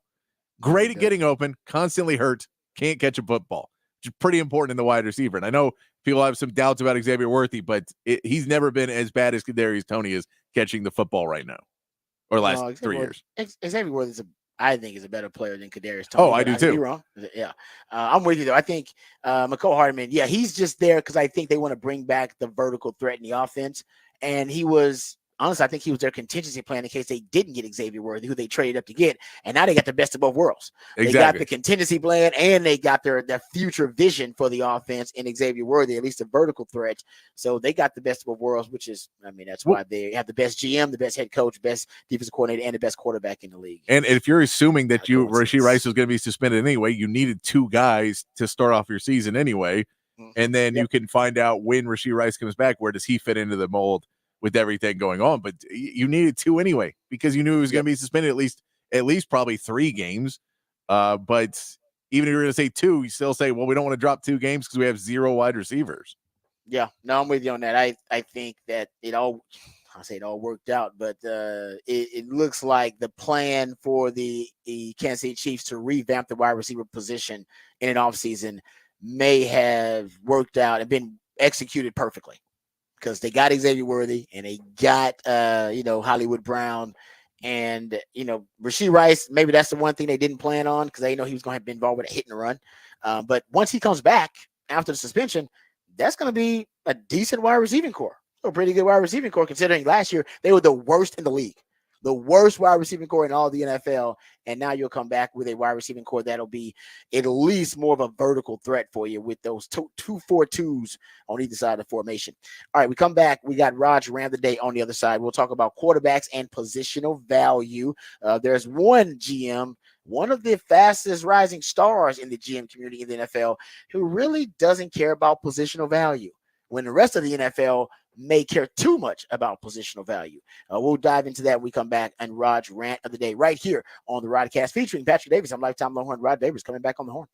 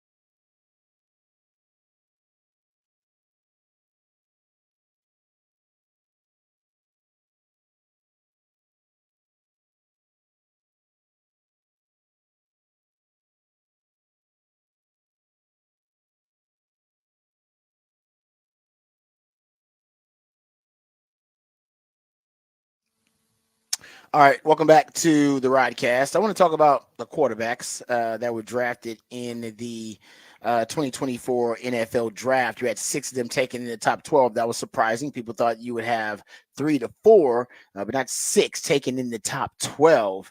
And, there's some people that believe that there's a new trend developing where quarterbacks are being overvalued. And because of the overvaluation of the quarterback position, a lot of the downsides, negative data points in the evaluations quarterbacks are being overlooked or at least de-emphasized. And that basically these teams are looking way more at the upside. They're just looking more at upside, mostly at upside, and ignoring a lot of the downside to drafting quarterbacks that high. And I'll tell you the reason I think that is here in just a second. But let's give you the numbers on the trend, the pattern itself. So from 2005 to 2014, that's one 10-year span, 10-year sample size, and then from 2015 to 2024. So we got 2 10-year spans of a sample size to look at. In the 2005-2014 time span, you had 42 quarterbacks drafted in the first 2 rounds. 42 in the first 2 rounds. In the last decade, from 2015 to 2024, you've had 41 quarterbacks taken in the first 2 rounds. So not very much difference in the amount of quarterbacks taken overall in the first 2 rounds. But where those quarterbacks are drafted has shifted significantly. If you go look at it, and basically if you're drafting quarterbacks higher, you're paying a higher price for those quarterbacks, right? Higher draft capital, and you're going to pay more guaranteed money, depending on where they're slotted. So if you go look at over the past 10 drafts, just the last decade, 31 quarterbacks have been selected in the top half of the first round. That's top 16 picks. So 31 quarterbacks in the top 16 picks in the past 10 drafts. Only 18 quarterbacks were taken in the top half of the draft from 2005 to 2014. All right, 18. So you're really close to doubling that number pretty much. If you see it, only 6 quarterbacks were taken in the second round from 2015 to 2024, which is down from 15 from 2005 to 2014. So you had 15 second round quarterbacks from 05 to 2014, and you've had only 6 in the second round in the span from 2015 to 2024. All right, but look at your top 16 picks, all right, of quarterbacks in the first round from 2015 to 2024. You're at 31, and that number was at 18. So what's happening is you're still drafting the same amount of quarterbacks in the first 2 rounds, but now you're seeing quarterbacks, if they have any elite traits at all, it pushes their value up to the first round.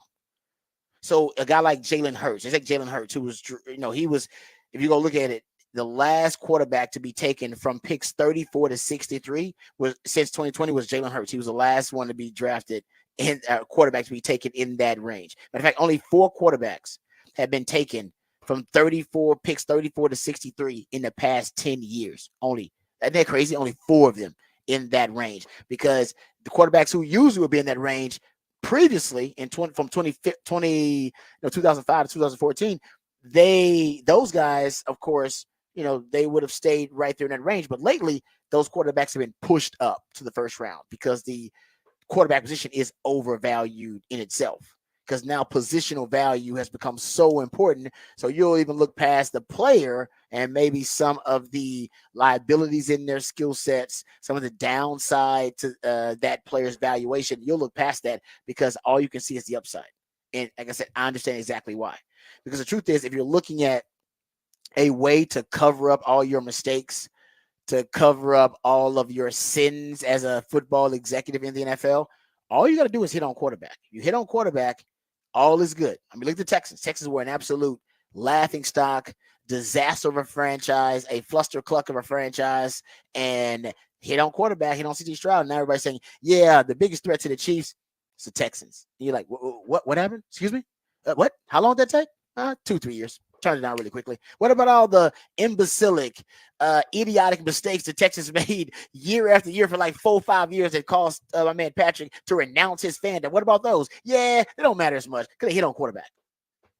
If you go look at like dead money, like the dead money, which is kind of it really is almost a financial way to quantify your mistakes as a franchise. Like, man, this is how much dead money you owe because this is kind of how you screwed up this contract. So you owe this money. It's not always a terrible thing. Sometimes it's necessary, but the more you have of it, obviously, it does show some miscalculation on your part. But you go look at it, and the teams who have miscalculated like that, I mean, you take the 49ers. 49ers are not a team that's got a lot of dead cap money, but take into account their Trey Lance trade. It was one of the worst trades in NFL history. There's some people saying it's one of the top 5 worst trades in the NFL history. Usually you get fired when you screw up a trade and miscalculate a trade as badly as the 49ers did the Trey Lance trade. Boy, the 49ers, have they been, my man Shano been fired? Is John Lynch still the GM? Yeah, because they hit on Brock Purdy. They hit on Mr. Irrelevant. And because they hit on Mr. Irrelevant, all of the misdeeds and all the sins and all the miscalculations of the past are forgiven. They're ready to compete in another Super Bowl. Odds-on favorite to make it back there. I mean, that's what happens when you hit on the quarterback. And that's why all these teams are saying, hell, we'll roll the dice on the quarterback. It's worth it. Because you can hit on other positions and it won't have the domino effect. All right. It won't have that eraser effect where it can erase all your mistakes and give you the chance to reset your championship window.